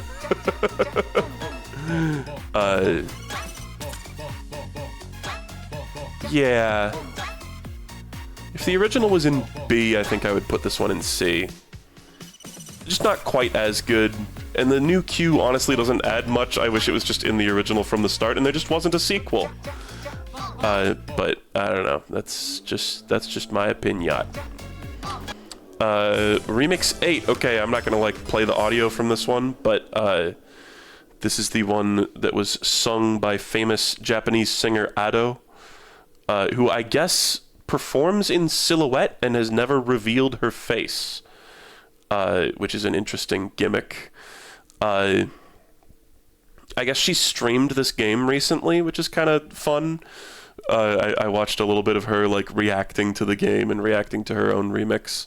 It was quite charming. It made me wonder, do they have Cookie Monster pajama pants in Japan? Anyway, it's a fantastic remix. The charting is great. It's like an every minigame remix, but they, went a little crazy with it. They did like their Hello Kitty pajama pants. I see. Right. The cultural transfer. The charting on this one's different from your typical like remix 10 type deal. They like went mommy. It said mommy. Normally it's just like, oh, do each minigame once and just do like, the theme from that minigame in a medley, But this one, it's like it's got an actual song and it just uses every minigame in a way that's a little more intuitive and satisfying to an actual song. And I need to open. So this one was very, very fun, very cool. It's neat that it has the silhouette version of it. I kind of just wish the silhouette version was just the default. But I guess that's just not the world we can live in. I don't know why they had to do that. But yeah, I'd say this is an S tier remix. It's a great song, great charting, really, really memorable. Yeah, sorry you can't. Sorry I've never been able to like show it, but it's the sacrifice we make for popular artists. Okay. Hoop Trundling 2. Banger compared to the original. I don't know exactly where I would put this. Probably like a solid A, I would say. It's the song is still not great, and there's not really much visually that goes on, but the bubbles do change it up quite a bit, and you can do some pretty creative charting with it, and they even went on to, do this bubble stuff in some of the later remixes as well. I guess I should note that the original version of this, if you play this version and then go back to the first one, there is a small chance, I think it's just every time you start up the level, there's just a chance that all but you will be asleep in bubble form. So it's literally just O instead of A, I, U, A, O. You just have to like do it all perfectly, remembering where the A, I, U, A, O's are, which is pretty funny that they put that little Easter egg in there. But it's not really. I mean, I tried it and it was not challenging or anything. It's just a fun little Easter egg. But the charting's way better in this one. Still not a huge fan of the visuals. And the song's like fine. I don't know. But the concept for the charting is great. The bubbles really elevate it, I think. That's why it's so high, despite me not really liking it that much. Yeah, sadly you can't do it on night mode. I tried to see if you could go for a perfect on the sleeping, hoop trundling, weirdo minigame version. And then it ends with the Nintendo Switch sound, which is funny, because it's the last Switch game that would ever be made. It also says that they're saying pa, pee, poo, pe, po, but I always just hear it as a, e, u, a, o. I don't know where the p's are.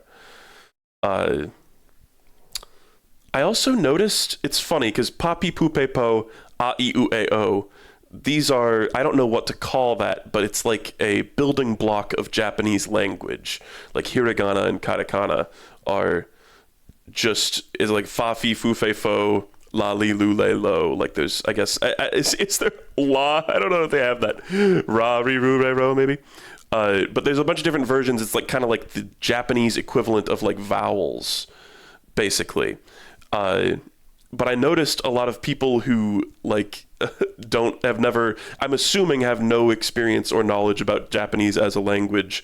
I have barely any, but I just have like a cursory amount of like college Japanese experience. Everybody kept saying it was like pa pee poo poo po or pa pee pee poo po. They couldn't figure out that it was pa pee poo pe po. I actually pa pa poo pe po. It was like people couldn't like pick out the different vowels. Poppy playtime po.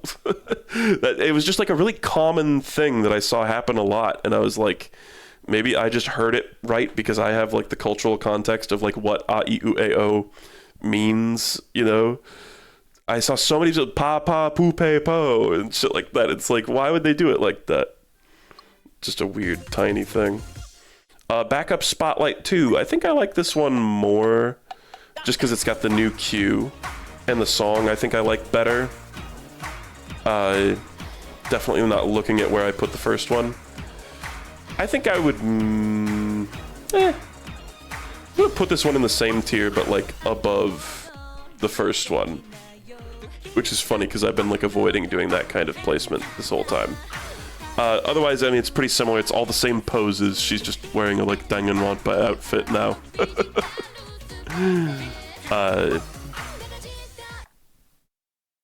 Okay, Flutter Speed 2 Cinema. I really like the conceit of this one, that you're the aged up daughter and that the guy who was catching butterflies in the original is now the one standing behind you, pogging whenever you catch something. It's very, very cute. I was gushing on Twitter about how I like this minigame so much, and I just love the little story that it tells. It's so sweet and heartwarming, and just the tiniest bit, maybe a little bit somber as well, because you're thinking about how this guy's, you know, getting old, but it's really, really great. I think this is an S tier for me. The first one was an A, this one's an S. I'm old type game. And I love how it's kind of like, if you look between the two versions of this, and you like compare the looks of these characters, it's like they have a family resemblance, but they don't look, I know I keep going on about this, they don't look exactly the same, and it's like you can almost like extrapolate how the mom must have looked, because you can tell that the daughter has like some of her dad's looks and some of her mom's looks, because she doesn't look exactly, you know, the same. Her features are a little bit different. I don't know. They put a lot of care into that kind of stuff. It's cool. And then I also just like the charting. I like the dragonfly cue. Look at the captions. But I like the times when it goes ta ta when it makes you do that right here. Yeah, that's fun. That's a real fun cue. So big fan. That one's an S tier for me. And now we're coming up on Quick Hands, which is another great one. Does anybody know why Karate Joe is chopped in this game? Like, why does he look like this? I have a theory that this is like a statement about how Karate Man is fun no matter what, even if we draw the graphics in like 5 seconds. It's like we could make him look like dog shit and he would still be one of the best minigames. And you know what? They're right. Like, I don't know. Yeah, tell us it's a bad minigame. Go on. Yeah. It is really good. It's kind of a funny subversion or inversion of the classic Karate Man gambit. I think it's a little less distinct. The cues are a little less distinct than your typical Karate Man, but it's still a really fun minigame. Catching is fun. The da-da is really fun. The music and the charting in this one's not that great. I think I do. I would say this minigame gets used way better in remixes than in its actual minigames, but the actual minigames are good. I would consider this one like an A tier for me. It's just solid, classic Karate Joe nonsense. Most of the same cues that you're used to. And oh yeah, I like that. So a good Karate Joe showing. Karate Joe's always solid. I like the humor of all the different things that you get tossed.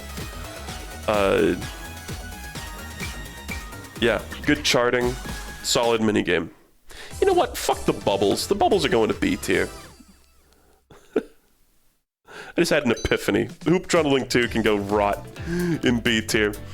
Okay, this is like instant S tier for me. This was a highlight of the game. Great song, great Karate Man charting, or sorry, quick hands.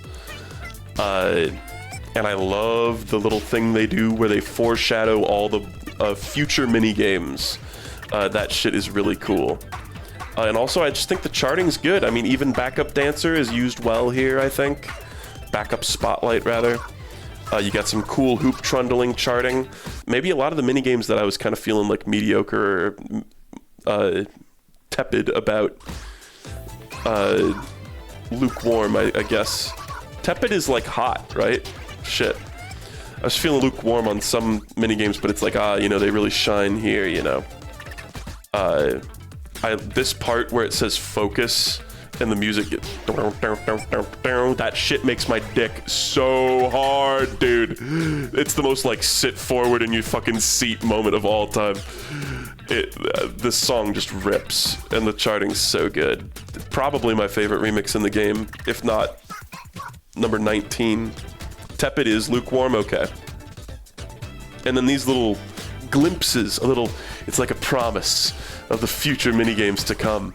And it's kind of like this, going through this row and doing these minigames, like so many of them were so peak, and it was like so many of the problems with the ones in the front side got like solved, right? It was a moment of like, we're so fucking back. You know, it was like, oh my god, Karate Joe is back. They're doing cool shit we've never seen before in the remixes. Cool, unique instrumental songs. We're so fucking back. You know, Unk has still got it. And it's kind of like the game, like, flexing, you know. Yeah, I tested it. You can do inputs while the future minigames are there. You can, like, slap your buddies in High Five Fever. It's pretty funny. I kind of would have expected it to be... Like, I tested it because I would have expected it to be... You just can't put inputs there, you know, because sometimes they can disable inputs in remixes at certain points, but... Not there. Also, it's got the classic fake out that gets, like, everybody... I don't think I've ever seen someone not get fucked up by that. Maybe Vinny, actually. Okay, Sweeperstar 2, significant improvement over the original. The original is such a nothing minigame, and this one, I think, goes to, like, B tier. Still not the best. The action of sweeping is just not that satisfying to me. And some of the minigames in this game kind of have this thing going on where they do, there's a lot of like keep the beat and then stop keeping the beat and then start again and then stop and then start. And this one doesn't really do it too much, but like all the ones that just make you stop and then just start up again, it's just kind of like, okay, what was the point of that? Like, this is just, because like sometimes those would fuck me up and it would just be like, oh yeah, I just like didn't even remember that stopping was even a thing I had to think about doing. You know, I feel like the stop keeping the beat cue could have been taken out of so many of these. But this one doesn't really do it egregiously. It's just something that I thought I would mention. The song in this one is fantastic. Like, this part of the song is kind of whatever, but when it climaxes, it's like, holy shit. Hold on, let's skip forward to that. Yeah, this part.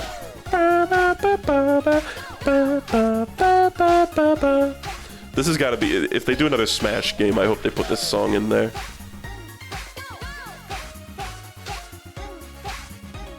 It's such a banger, and it's like, again, the background is a little bit better in this one, but it's still just like, we got a couple things sliding past.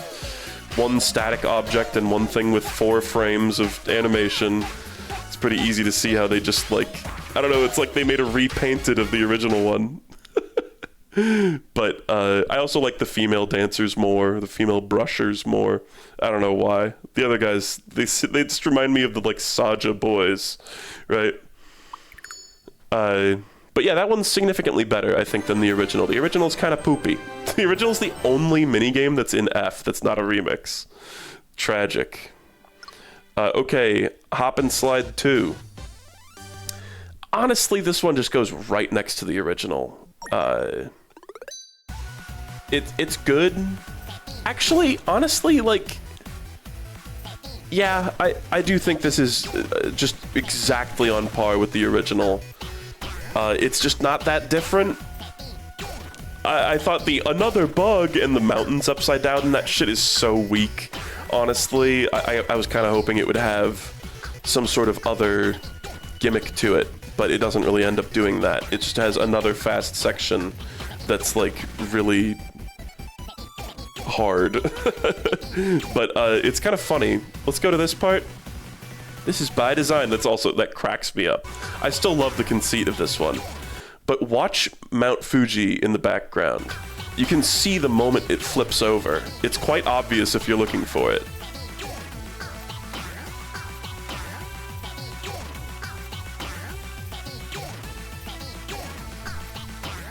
Actually, maybe not. No, there it was quite clean. Maybe it depends? Why would it not be the same? I swear, when watching my own footage, I've seen the moment where it goes dunk.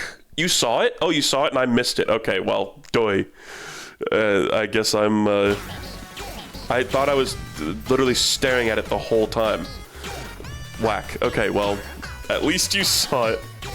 That's kind of weak. I don't know. I also think some notable notes, some notable inputs in this one.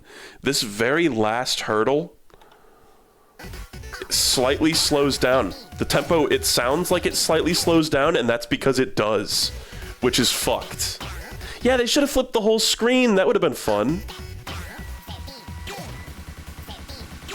Like, you actually do slow down right before that one, and there's also one at the end of the fast section. That one right there, and it's like, oh boy, those fucked me up when going for perfects on this one. This is a relatively tricky perfect. None of the mini games really tripped me up that much for doing perfects, but there were some where I had to take a few attempts, you know. Okay. But that one, it's fine. It's just very similar to the first version. This is a huge glow up. This is an S tier. I talked about it before, but I love everything about this one. I love the little guys. I love the song. Beep beep beep bow is like the most generational vocal stim of this game. It's one for the books. And the charting is just great. I love the part where it gives you 10 beep beep beep bows in a row. That shit's awesome. Hey honey. Beep beep beep bow. Beep beep beep bow. Beep beep bow. Beep beep bow. Bella's gonna fix my tier list.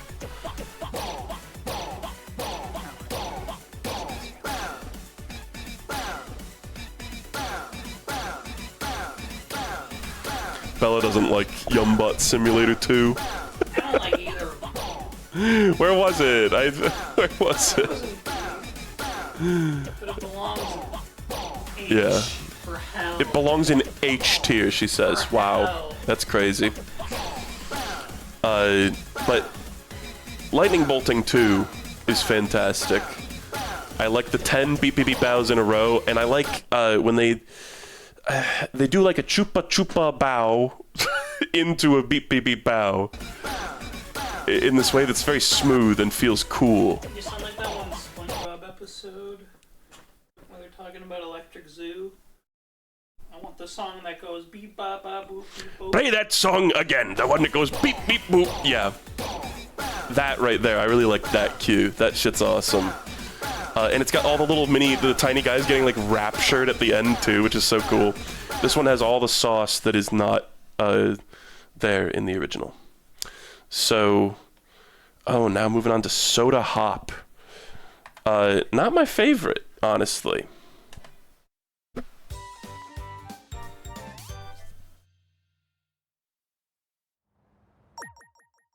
So, Soda Hop. I have a few issues with this one.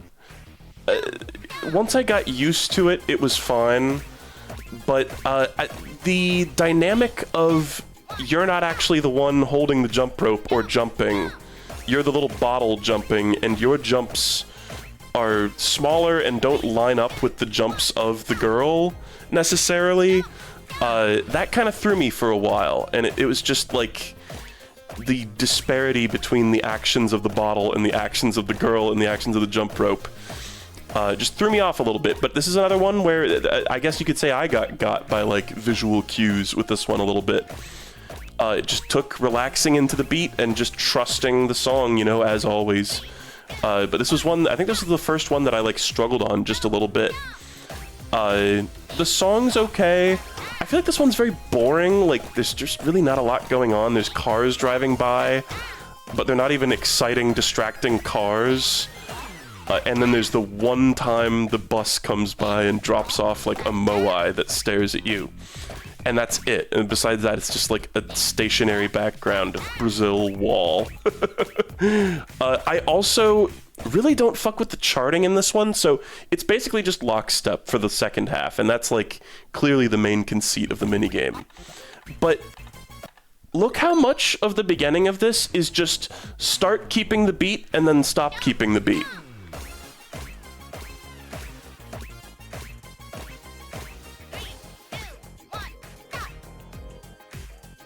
This is all the time that it takes to get to something unique about the minigame. Just like the conceit of the minigame.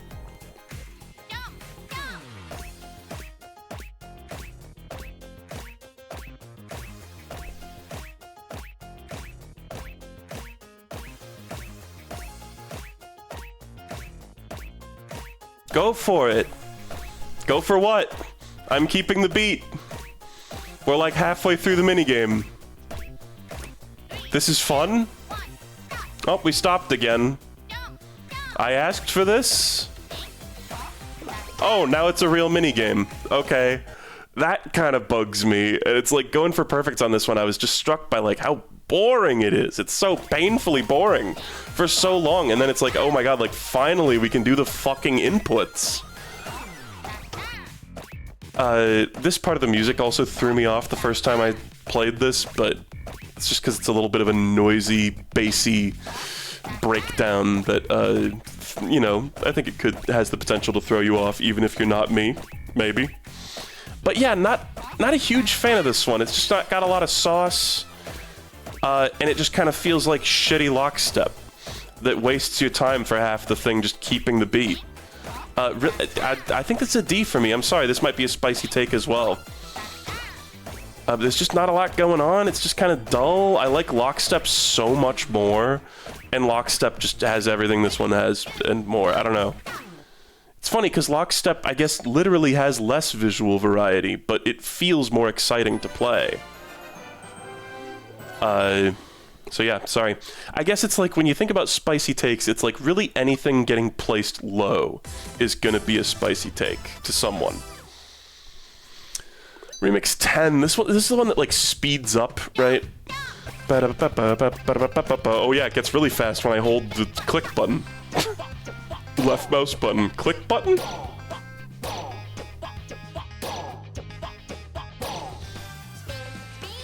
This is another nothing remix. This is another one of the trash ones, I'm sorry. Like, even the fast part, I think, is, like, not good. I like that part. At least they're making you do the actual cue. That's an okay beep beep beep bow.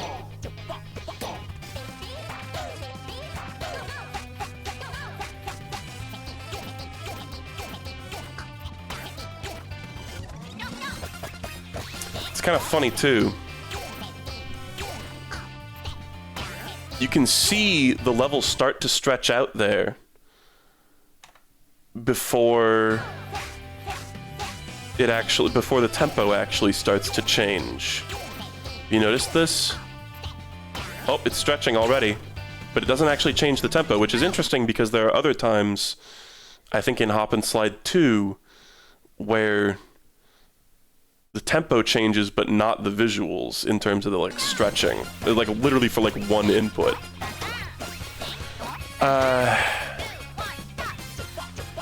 Chupa chupa pow, beep beep beep pow.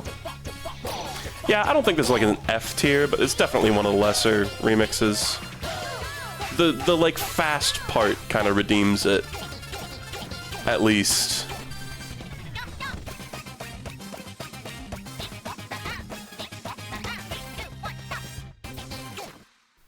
Yeah, I think I'm content putting it in D.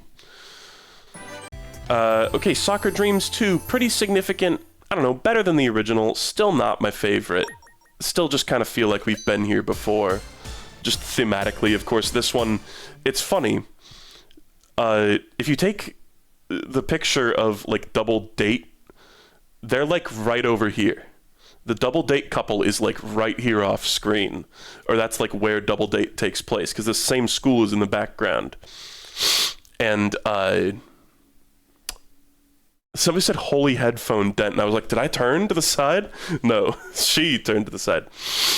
So it's like you're kicking the soccer balls to the Double Date people, which is kind of funny. I don't know if that was an intended joke, but it must have been. But this is another one. The music is much better in this one than the first. Like this part in particular, right at the beginning, sounds really good. And I love these birds flying by. I kind of wish they maybe could have stayed there for more than 3 seconds. Because then they're just gone, and then it's like, oh, okay. Or maybe have something else fly by. You've already programmed the ability to have a flock of things fly by. How hard could it be to make something else? I don't know. The visual variety that... Where'd my chat go? They all snuck by! There are so many times in this game, like sprinting emote. There are so many times in this game where it feels like they could have added visual variety pretty easily and just didn't. And it's like, I wonder what happened that led to that. But the charting's a little bit better on this one. I like the triple Q. I like how it strikes lightning when you hit it sometimes, but also, again, we're just reheating the leftovers of Samurai Slice Wii, honestly. I'll put that at B. This is a solid B, I think. Oh, now the weather's turning. Hold on.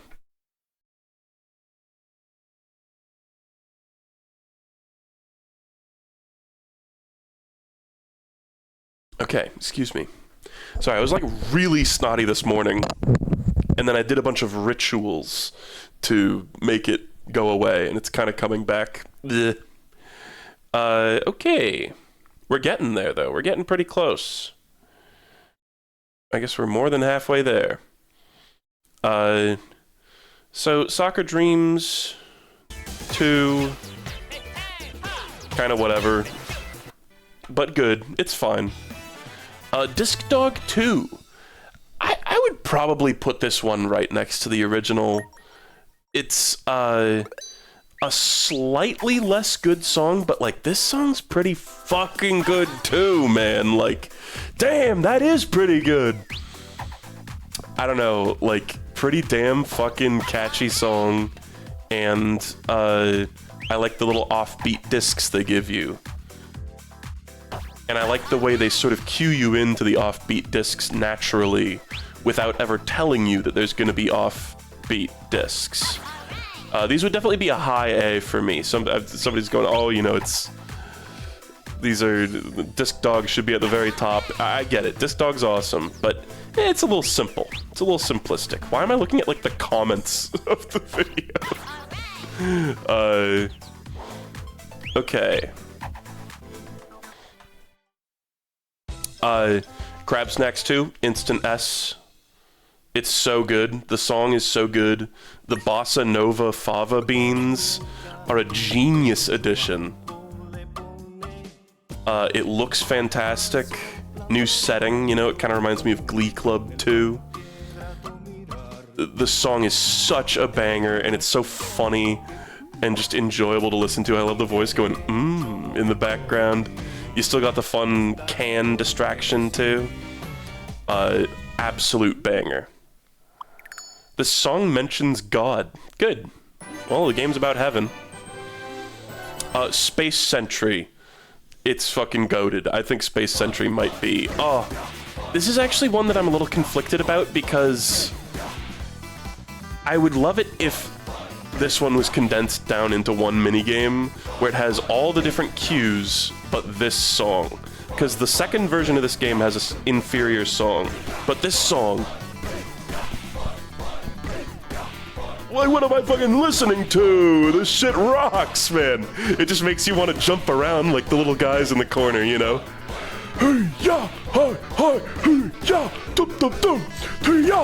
It's so fun. The cues are so... I feel like this is one of the more memorable cues, too. This is up there with Beep Beep Beep Bow. Just in terms of, like, an infectious... Like, when I hear the song, I just hear the cues. What a blast. I really like this one. It's A or S.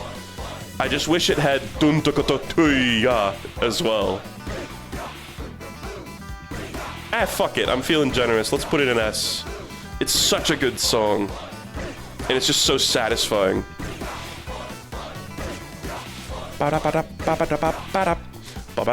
Okay, hold on. We can't just jam out to every single thing. We gotta move on. Oh, Remix 11, this one slaps too. I think this is another S tier. It's the Disc Dog song again for the third time, but it still slaps. You got unique visuals, and you've got some really, really good charting. And I like this sort of like Middle Eastern desert-themed remix of the you know, the visuals and the remix itself.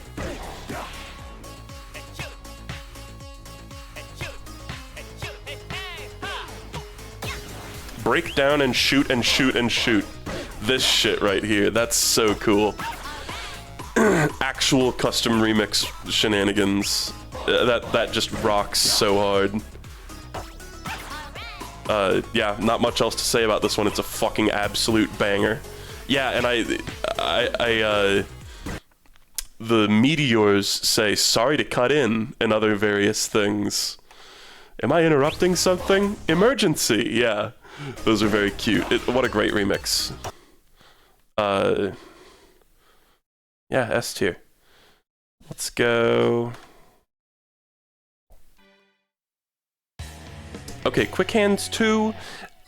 This one, the new cue is fine. I would put this one like right on par with the first one.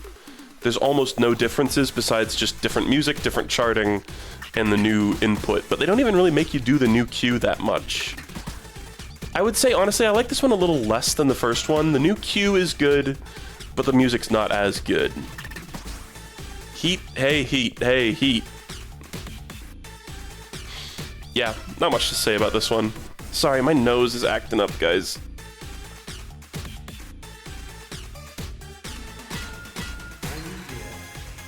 Oh, yeah. And I guess he goes into serious mode. That shit's pretty cool. Nice little reference to Rhythm Tengoku. Yeah. I kind of thought for a while, just like in my head, that he was saying it was like karateka do do, but no, I think it says akakata. I think is actually what it's saying, but in my brain it's karateka. Okay, we got Spirit Slasher 2. This one I think is better than the original. The cues are just more satisfying. But the thing is, I would probably put it like...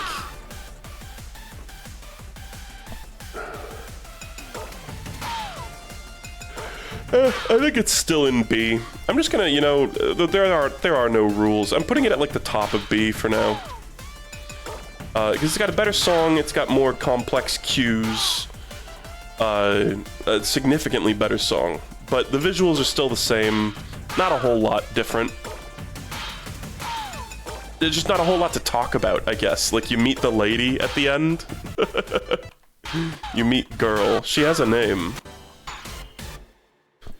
I don't remember what it is, though. But yeah, I like that one better than the original, but not an entire tier better. Wiper Bosses too? Wiper Bosses was in S, was it not? Well then, there's only one answer for Wiper Bosses 2, which is also a banger, and is a very similar song. I think, is it actually just the exact same song? It might be. But just to play it safe, I'm not gonna listen through the song. We got these weird cat mobsters again. Not a whole lot going on differently visually, but at least the little guys look different. That's cool enough for me. You know, it doesn't need to be a huge visual change. That's the thing. It doesn't need to be a big thing. Just anything. Just any little thing. But it's good. It's good gaming. I mean, I have no complaints about that. When I look, or whatever, I did it wrong. But I love that cue. We didn't see it, but all the cues, it's so satisfying, so fun to pull off. It's a fast song. It feels like one of the trickier minigames, but it's so satisfying. Rhythm Heaven Groove. Bro called this minigame Rhythm Heaven Groove because he was looking at the title of the video. High Five Fever. This one's very unique. It's very funny. I don't necessarily actually like the gameplay of it, but it is very funny.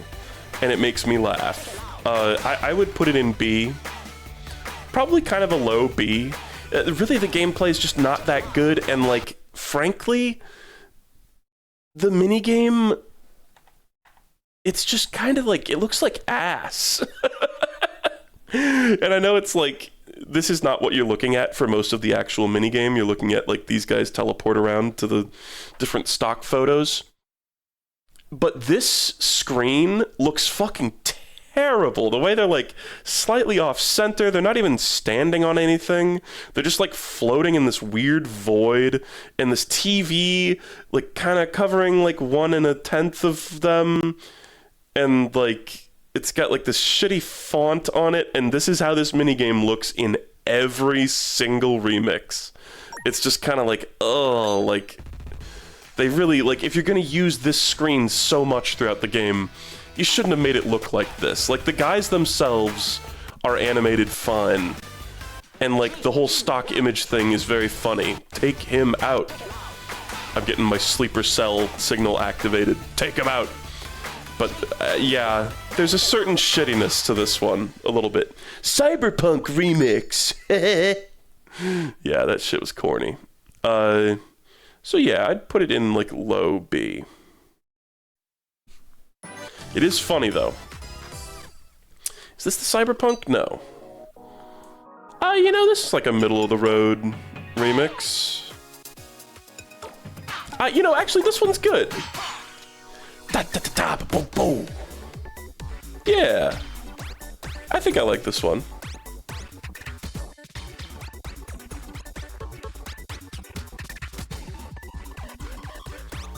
Yeah, it's a good song.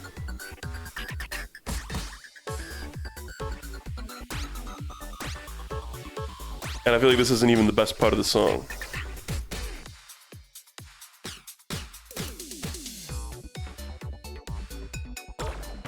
Yeah, you know, this is a fine remix. It's nothing.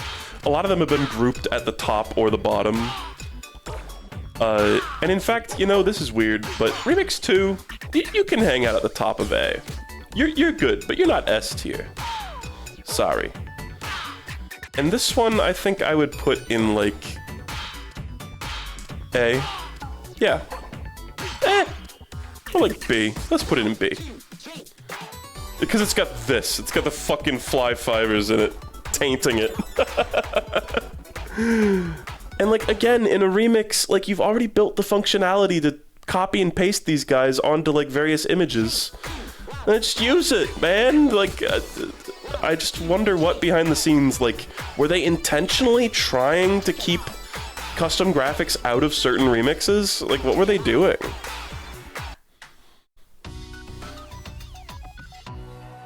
Can do 2. Oh, did I skip some? How did I do this? Is there like a chapter issue going on? Or did I get out of place? No, because we just did all these minigames. Maybe this is... Maybe the tier list is out of order?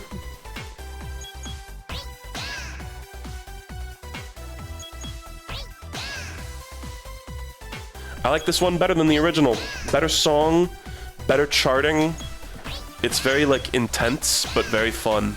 Ba, ba. Listen, look at that charting of the things falling onto the conveyor belt. Ba, ba, ba, ba. There's no reason for them to do that, but it's just good. Yeah, you know? This one's an A, I think. This is a good, solid, high A. Yeah, that's just, sometimes it feels like they were intentionally avoiding making things visually interesting. It's just like, huh? So yeah, I like this one. Lots of cans, lots of crushing. You get to go break down about 50 times. I would rank, if there was a tier list for mini games to irritate your mom with when you play them in the other room, at like a loud volume, Can Do 2 is probably the very top. Break down! Break down! Break down! Break down! I can just imagine, I remember playing Pikmin in the other room, and my mom being like, you need to stop those noises of the Pikmin getting fucking plucked. So here's Soda Hop 2. The charting in this one is definitely better, but note that they're still doing the fucking 3-2-1 bullshit. Yes, the blue song singing frog, song singing. This guy can talk. The band leader, I believe, is his name. He's here from Frog Hop in Rhythm Heaven DS, singing in Italian, which is very cute. I really hate the way he's animated, though. It really, like, there's a bunch of, things in this game, like, by the soundboards in particular, that just look like key art from previous games that's just been, like, moved around to make it look like it's animating, instead of just animating something properly. So it just looks like shit! I'm sorry! I like the blue frog, I like him. It's a very cute thing that he shows up here. But this animation sucks ass. It looks so bad. I really wish they had just done anything else but make it look like this. It looks so cheap. So I'm sorry, Soda Hop 2 fans. But I definitely like it a lot more than the original. The original's just so boring. This one at least has got like fun charting and like a really great song, but it still doesn't look very good.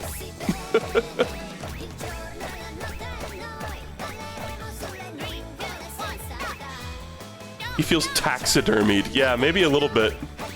And I like how he goes, grazie, at the end, and I like that the frogettes drive by in a little convertible. It's fun.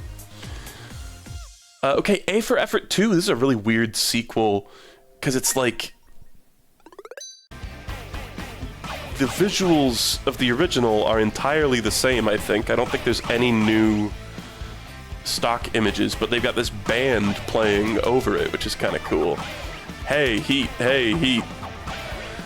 But I do like the little band. They're all animated so well. I feel like, you know, it's probably not perfectly accurate instrument animation, but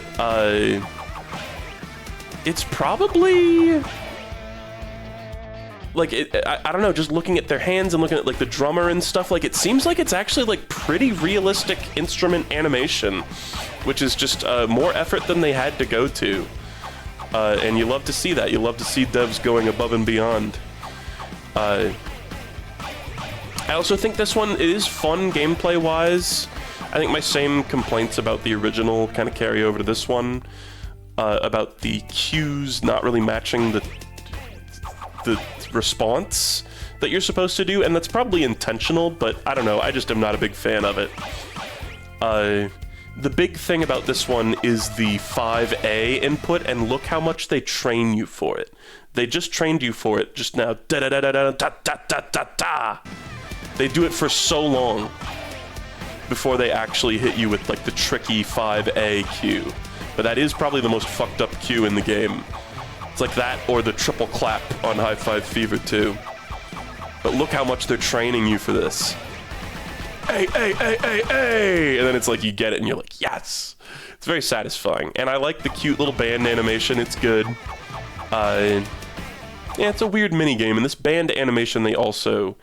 I don't know what it was originally created for, but it's also used in the cafe.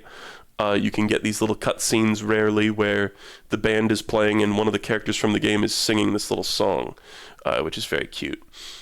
But I don't know if this was made, these graphics were made for this or for that or for what. Hold on, guys. I need to turn on my fan for a bit. It's been hot lately, and I'm just kind of cooking. Boo, boo, boo. I love when he does that.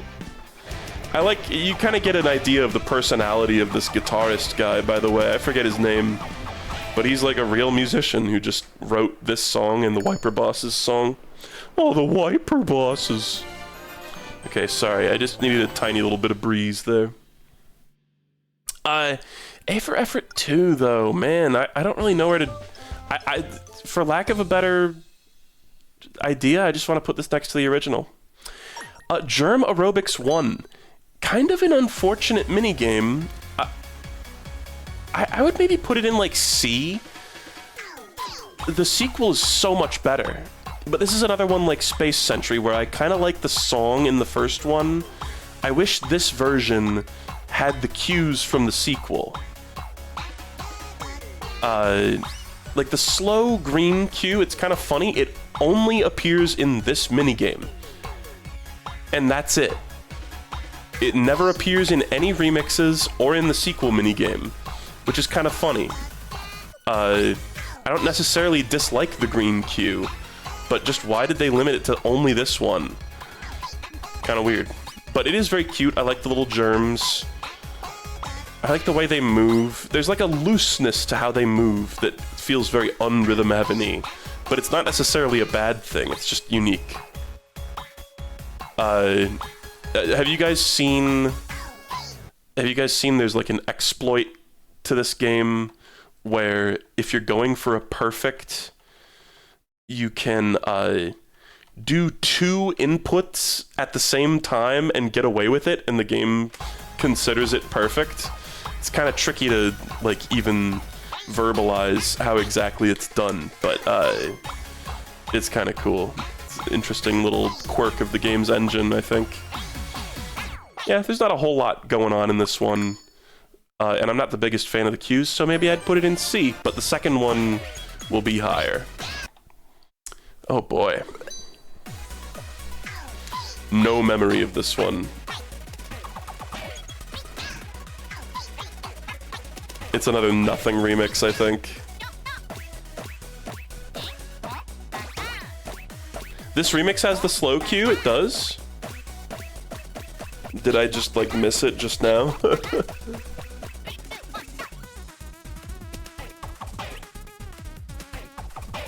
Yeah.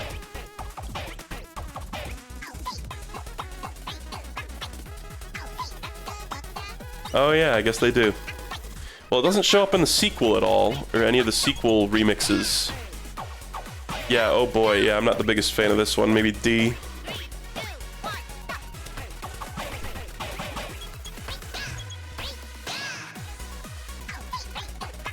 Yeah.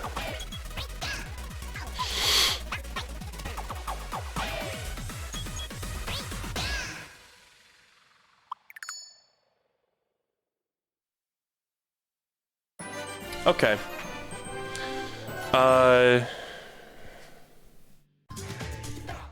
Space Sentry 2, also good, probably an A instead of an S. The song's just not as good, I'm sorry. It is still good, and I like yeah. Like, it's a really satisfying cue to hit. But they don't even use it that much, honestly. I do like all the visual changes to this one, like the humans are wearing clothes, the golem is, the sentry himself is like overgrown. There's little hints of like civilization on the map. There's like a big statue, there's a pyramid. That's so fun. There's like this cave, you know, I like how it's like clear that things have developed. Another fun little sequel premise, you know? Like, maybe these aren't even the same people. Maybe this is like, you know, 10 generations later. It's another I'm old type game.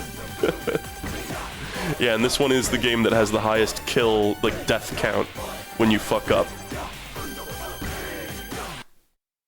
Okay, Slice and Dice Kitchen 2. This one goes right next to the original. Another kinda nothing game. Like, I don't know, there's just not a whole lot to it. There's only so many different ways I can say that sentence. The song I don't really find to be that much better, and it just kind of does all the same things. There's even Still a Whale. Yeah, not the biggest fan. Just basic. Kitchen Murmurs. I thought of another fun acrostic poem recently, and it's kind of a weird one, because it's an acrostic poem of an acronym. ASMR normally stands for, I believe, Autonomous Sensory Meridian Response. What was the one that I came up with, though? A soothing murmur resonates. You like that? A soothing murmur, I thought was a great phrase. Oh, this one... I think I like this one better than the original. In fact, I think I would bump the original down to C tier. In retrospect. Maybe this is cheating. And then this one up to B. I like the call and response is better. You get some more exciting patterns. I like the swung, jazzy feel. Yeah, solid. It doesn't do the, like, zoom out of the screen thing in this one, but whatever. It's just more evidence of games that got cut in half to make sequels. But it's still fine. I mean, it's a fun song. Fun charting. Okay, now moving on to the most loathed Rhythm Heaven Groove minigame, Synchro Wings. It's the duck one. It's the one where you flap your wings as a little duck. This one, it's really funny. This one is simultaneously hated for being boring, but also, like, annoying and impossible. I think this is one where having just the tiniest bit of delay on your TV, like, really fucks with you heavily on this one, because I've seen some people just be like, just no matter what I do, no matter how on beat I am, they always fucking hit their wings together. Whereas for me, I mean, it's so... I had a lagless setup and a million hours of practice playing other Rhythm Heaven games. This was like the most boring minigame for me. I'm not trying to make anyone feel bad if they struggled on this one. Again, I had a nerdy, lagless setup, and you probably didn't. It's just very dull. It's like a call and response, but there's only like 2 or 3 call and response cues that you can do. There's only like a couple of patterns. It's like this following up the excellent call and response that we just did with the thumb popping one is like, what? But there's also, like, so little going on visually. You got these clouds, you've got a kite, and I think, like, a plane goes by in the distance, leaving a contrail later, and that's, like, it. That's all you get to look at, is just that and these fuck-ass ducks. And something about this one, particularly being placed so late in the game, it's like, why did they save this for later? This is such a mediocre minigame. I think I have played this minigame twice, once to instantly superb it, and a second time to instantly perfect it, and I never thought about it again. and it just felt so weird that it was placed right at the end of the game. I don't necessarily hate it though. I think the song is nice. I like the song, but the gameplay is just so dreadfully simplistic. And also, apparently, a lot of people have issues with it too. I do think it's F tier. The one saving grace is the song. I do like the song, but it's really bad. It's just really like unmemorable and really boring. But it's used better in remixes for sure. Let's see what this remix is. Is this a good one?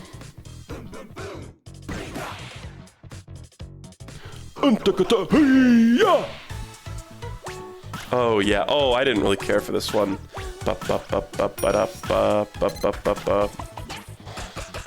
Yeah, this is another nothing remix.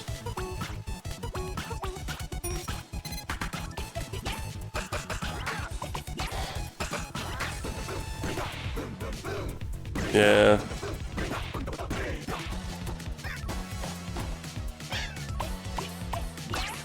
That's kind of fun.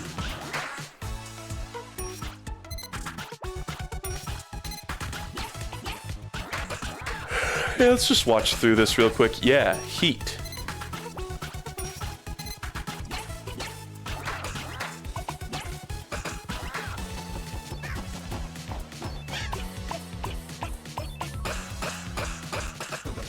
Yeah, Synchro Wings does have that thing where you're like pressing and releasing the button.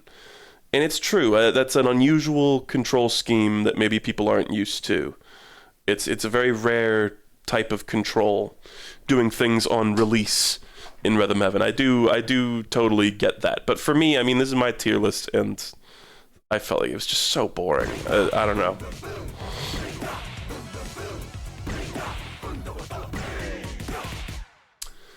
I'd probably put that one in low C. It was fine, but just so many like boring segments. Okay, Germ Aerobics 2. I like this one significantly more than the first, I think. The new cue is great. I think it's like... There are so many times I'm playing a Rhythm Heaven minigame and I'm like, this is just like another Rhythm Heaven minigame. But this is one where I was like, oh, you know, this is something we haven't really done before. You're keeping the beat alternating, and then you're swapping it, you know, and it's like you're alternating which beat is on beat and which one's off beat or whatever. Which ones are on like 1 and 3 and which ones are on 2 and 4, I guess is how you would say. And it is penis music. I kind of like the song in the original better, but this one's good too. I think the first song's just more iconic. But I like the mechanics of this one. And I do like the song, and I like the visuals, the cool mushrooms in the background. They make me think of flow worms. So yeah, not much else to say about this one. But it's good. Where did I put it? What? Oh no, I didn't put it anywhere. I was like, I can't find it. Let's put it B. Bop, bop, bop. Bop, bop, bop. Okay, yeah. Let's move on.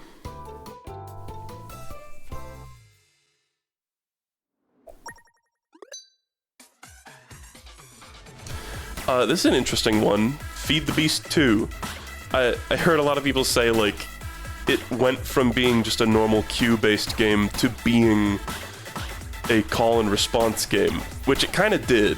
Like, not exactly, but I get what people mean when they say that. I like this one. I see why this one's like kind of seen as like a little forgettable by people, but hey, it's a sequel that introduces a new queue, which I like. And it's got interesting, complex charting. That's, I think, fitting for like the end of the game. Some really tricky stuff they do here. The song is just not great. Like, it's so starkly different from the song in the first one. It kind of feels like a remix song almost. But I like this one enough. It's like, some qualities are worse than the original, and some are better, to the point where it just equals out. I saw some tier lists of this game where people just put every sequel minigame next to its original, and I was like, what? But there are some sequels that I think deserve to be right next to their originals. Hey, speaking of which, this one. I would probably consider this one a little bit better, because I like the doo-da-da. That's like a tricky, interesting input. It's like not quite as funny, but it's still funny. Ba-da-ba. That's such a fun cue to do. So I like that a little bit better. Otherwise, it's just kind of the same shit. I'm sorry, guys. It's so hot. I'm just gonna turn on the fan. You guys can just deal with a little bit of fan noise, because I'm like actually fucking cooking in my room right now. Let's see if I can like angle it in such a way that you guys don't get fan noise. Maybe just the tiniest bit of fan noise. Sorry in advance. Yeah, real screenshot from Rhythm Heaven. The bathing beauty. Okay, then we got Synchro Wings 2. Da da da da da da da da. Right? Is it this one? Nice voice crack, man. No, that was the first one. Oh no, this is this one. Da da da da da da da.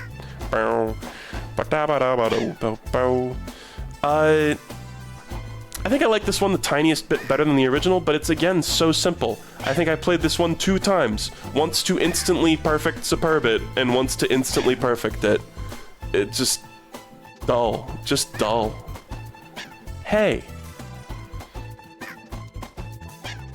It's like, does anything even fucking happen in this one? It snows, and then it shines, and then it snows, and then you're done. Okay. Cyberpunk Remix. That's where they say Cyberpunk Remix on the sign. This one, it's fun custom graphics.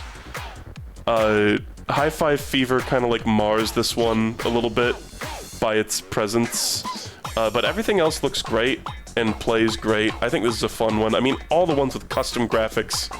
I wonder...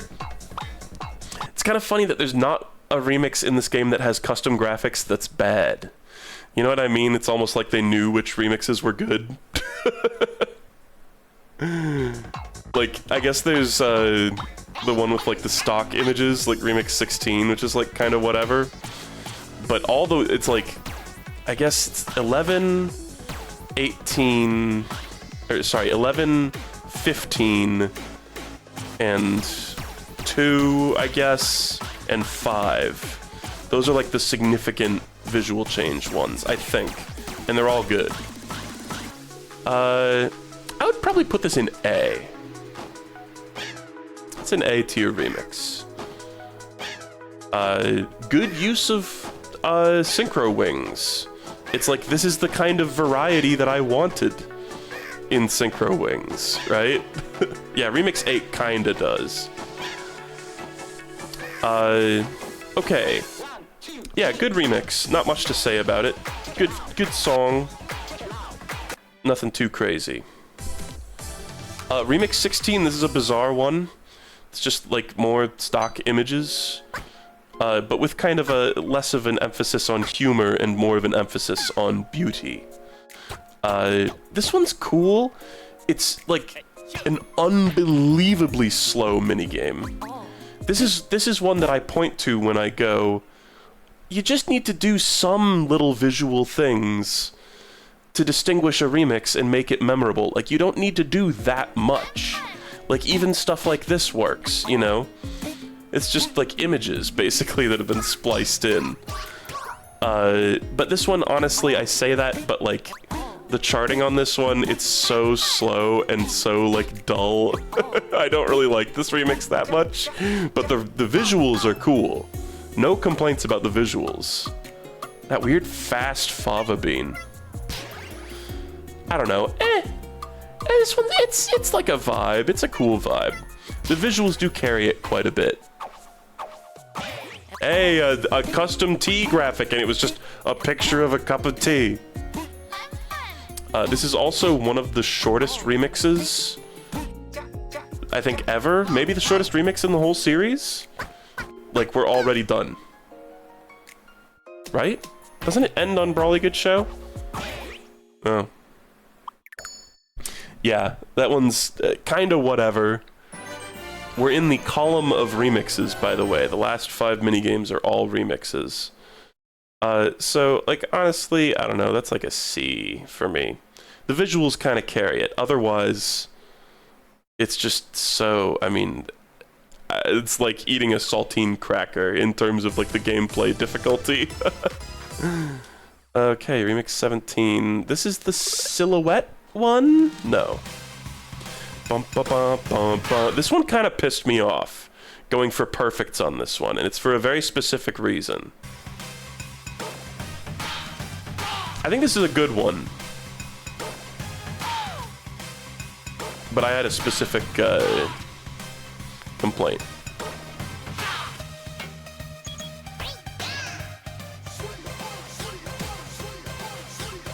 It's that shit. Suyaha, suyaha. That shit is so loud, and it's really hard to hear the cue of the catching. It just blends right in, and I fucked up quite a few perfects during that segment until I just memorized how to, like, what the charting was there. So that part, it kind of annoyed me.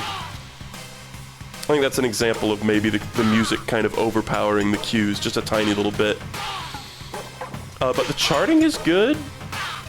It's got a solid selection of, like, really fun, satisfying minigames. Yeah, I mean, what a star selection.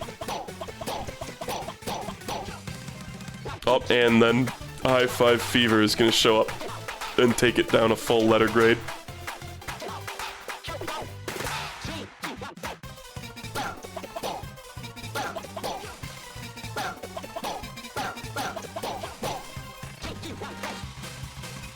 This is like a B for me. It's a solid one. Kind of obnoxious.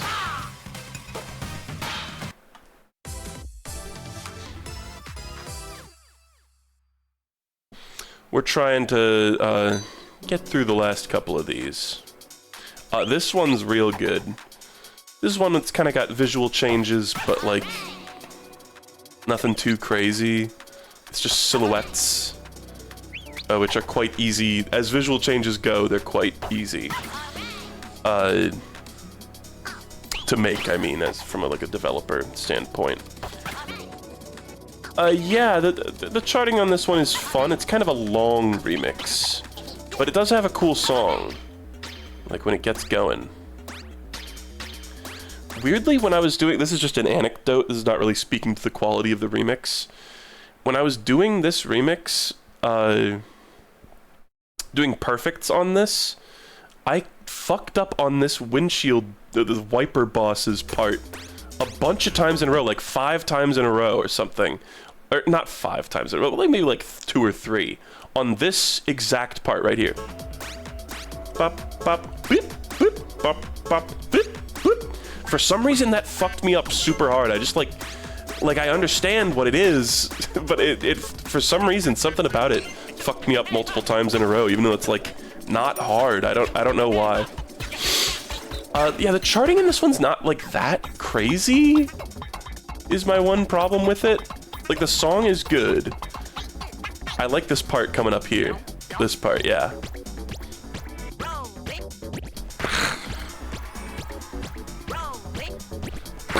I love that pop sound.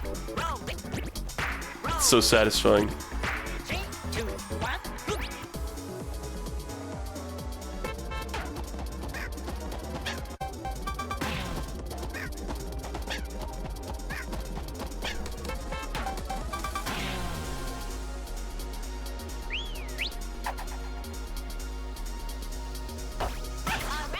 And this shit's fucked up too. I lost a perfect to this.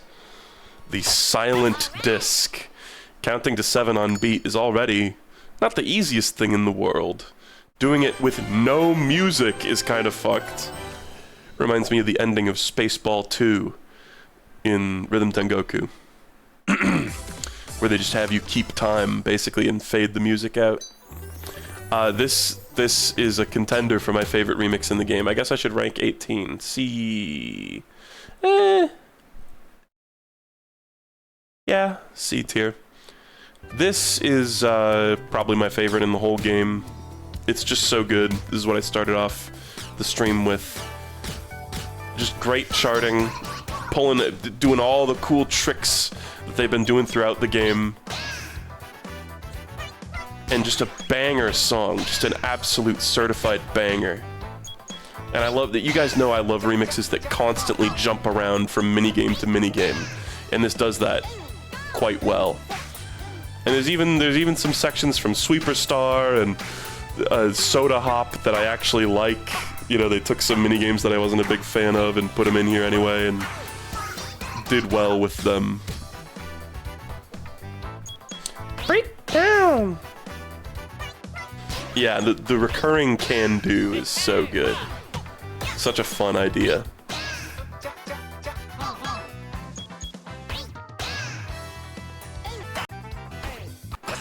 Yeah, and then this little like solo section where they kind of hit you with some like schmix-ups is cool too. And there's so many minigames involved. It kind of felt like they wanted to use a lot of them for this penultimate minigame, you know, penultimate remix.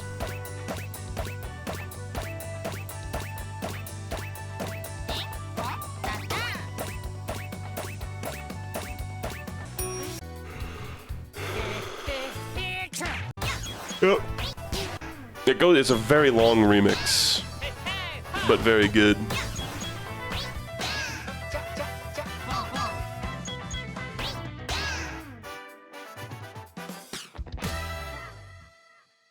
Climb the ranks. There we go. Alright, and then we've got Remix 20. I think I'm not going to do the multiplayer stuff. Sorry if anybody was looking forward to that. I don't know, Rhythm Tweezers was Rhythm Tweezers, and the third one was fucking insane. Ninja Bodyguard was Ninja Bodyguard, and the third one was fucking insane. These were kind of whatever. This was kind of whatever. It was like so, there was so much juice put into this one, and then it all just amounted to, yeah, just hit stuff with good timing, as usual. This one didn't leave a huge impression on me. This was some Lady Cupid bullshit. She always sucks. This felt like a Mario Party minigame. The Dr. Bacteria was kind of an interesting new twist on Dr. Bacteria, but it was like, didn't really compel me that much. The wrestle running one was pretty fun as a multiplayer game, and then this was like a memory game. Ugh. That's my general thoughts on those. I don't know, it would muddy up the tier list so hard to put all this stuff in there. So we're just going to stop with Remix 20, which is a good, solid final remix, not the best the series has ever had to offer. You're going to be hard-pressed to ever find a game in this format that ever tops Rhythm Heaven Fever's final level. That's just...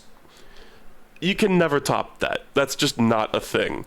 I've heard people say, like, oh, this one wasn't as good. I understand why you would say that, but it's pretty good. The final remix, it's, again, kind of like Katamari. The final level is, like, such a huge part of the package, even if it is just obligatory at this point, you know?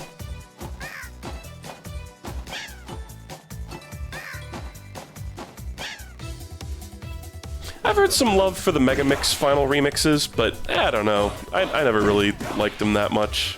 They're good, totally, but... I don't know, this one's it's a nice medley. They used all the best parts of all the songs, you know, all the best versions of the songs.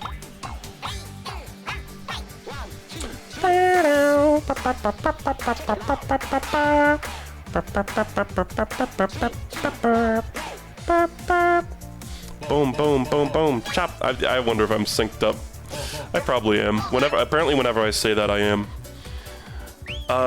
So yeah, I think I put this in A. It's solid. I don't know.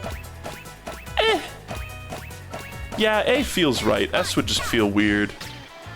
Yeah, some of the minigames don't use all their cues, which is kind of a shame. I mean, they don't always use all their cues, but having the lightning clouds be there, both of them, and not using the beep beep beep ball cue.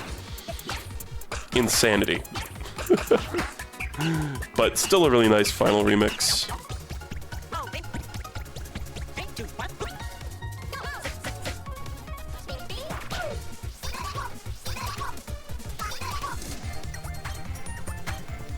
Classic, gotta put this in there.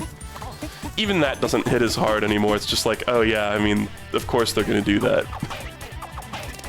Hey.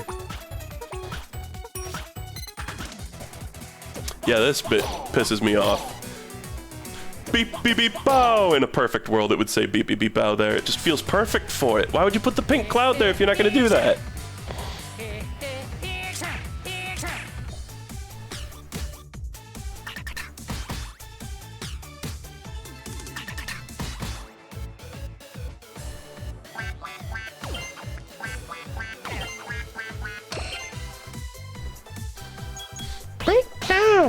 It just puts such a smile on my face. I know it's like, we've had 5 games do this now, but it still just puts such a smile on my face. It's like, oh, there's some of my favorite minigames. Oh, I love that one so much.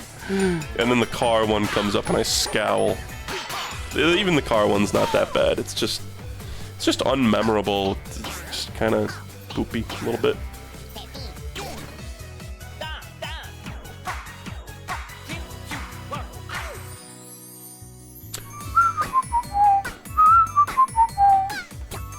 I just want to let this one play out to give the stream a certain sense of finality.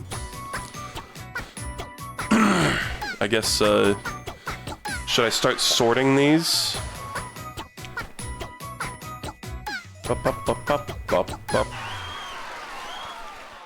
Maybe, give me a second here.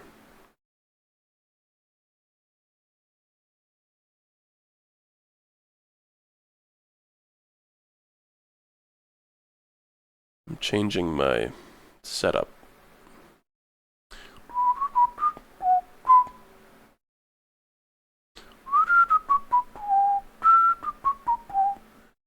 Let me just bring up some music. It's a little loud. Okay. Now display capture. I can just... Okay, whatever. Who gives a shit? Okay, well, there is the tier list. We did it. I'm going to now make adjustments. What is my absolute favorite minigame?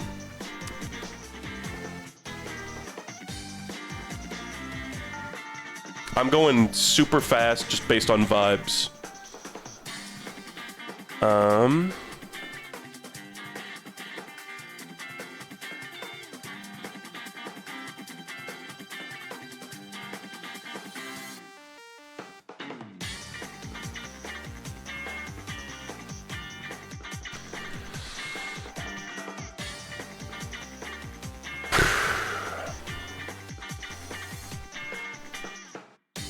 Yeah, we're not doing the credits minigame or the enemy, the roll call minigame.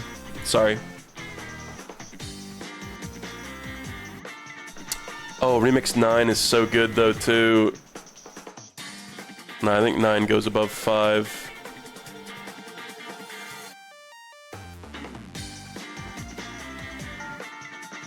Just organizing these a little bit. Doesn't need to be perfect. What's like top of A tier?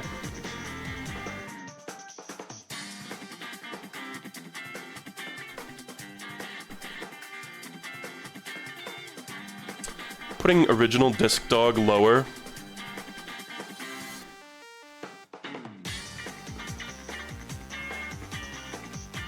These two can just go right next to each other. Fuck, what the hell was Remix 15? I don't remember, honestly. Whatever. That all seems pretty good. Chat, can you describe in 2 or 3 words what Remix 15 was? The Cyberpunk remix. Oh my god, a perfect 2-word description. Right.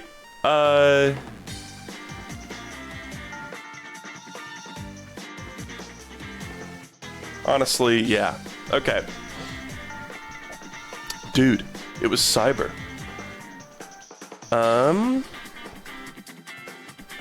Let's see here.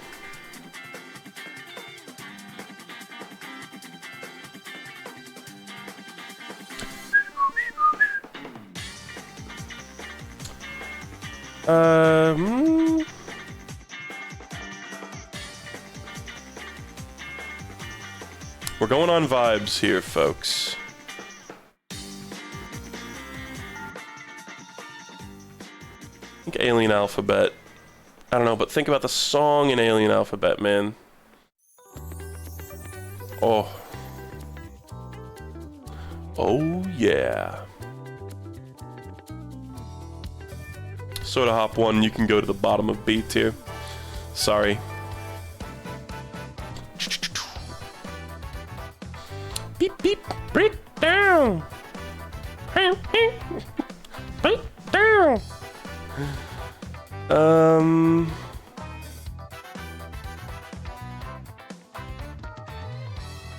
Sorry, this is kind of a boring part of the stream.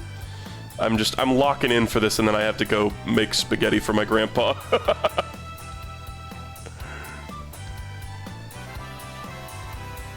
Pop, pop, pop, pop, pow.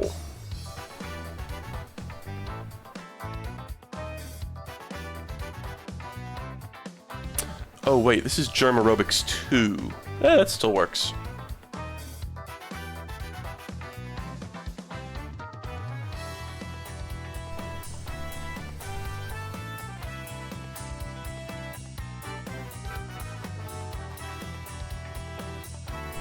Okay. I think we're basically there. I think, honestly, Sweeperstar... Remix 4, even worse. Yeah. Oh, and that's Soda Hop 2, shit.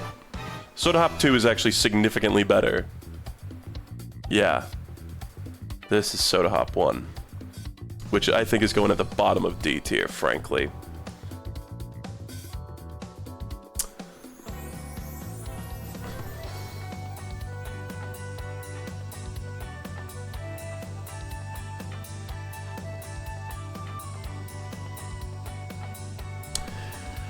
Okay, I think that's it. I think I have determined it.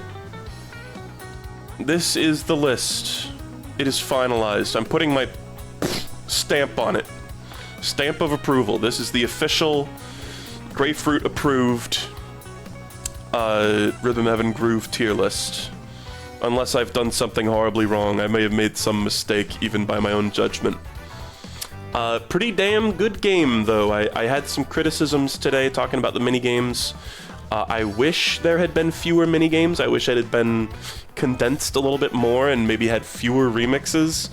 Funny that we're saying that, you know, and that's like the meat of the game, but kind of felt like it spread itself a little bit thin, but the minigames that hit. And even the ones, like, even these, I feel like F tier are the only ones where I'm like, I actively don't wish I was playing this, you know? Whereas, everything in D and above is like a joy. It's just varying levels of joy. Wiper 1 over Wiper 2? I guess I just put them on those sides because, like, pink and blue. I don't know. Yeah, Wiper 2 is probably better.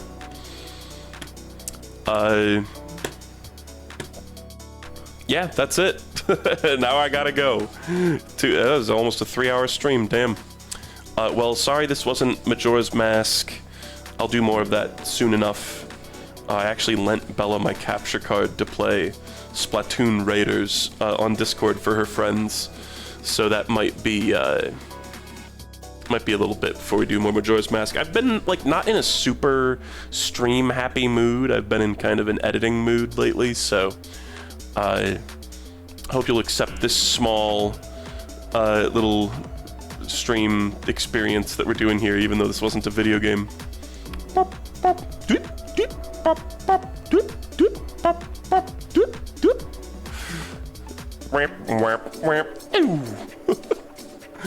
fun game, a tremendously fun game.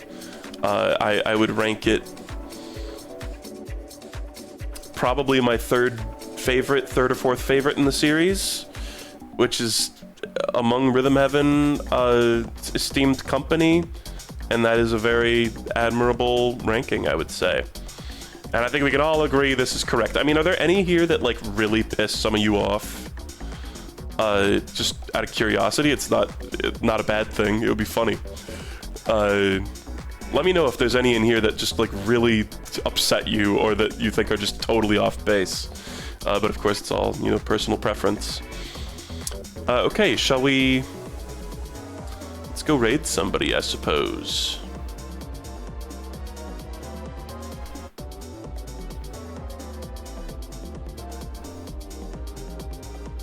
Melodica Dude's playing Disco Elysium. I like Melodica Dude, but I don't think I want to raid that.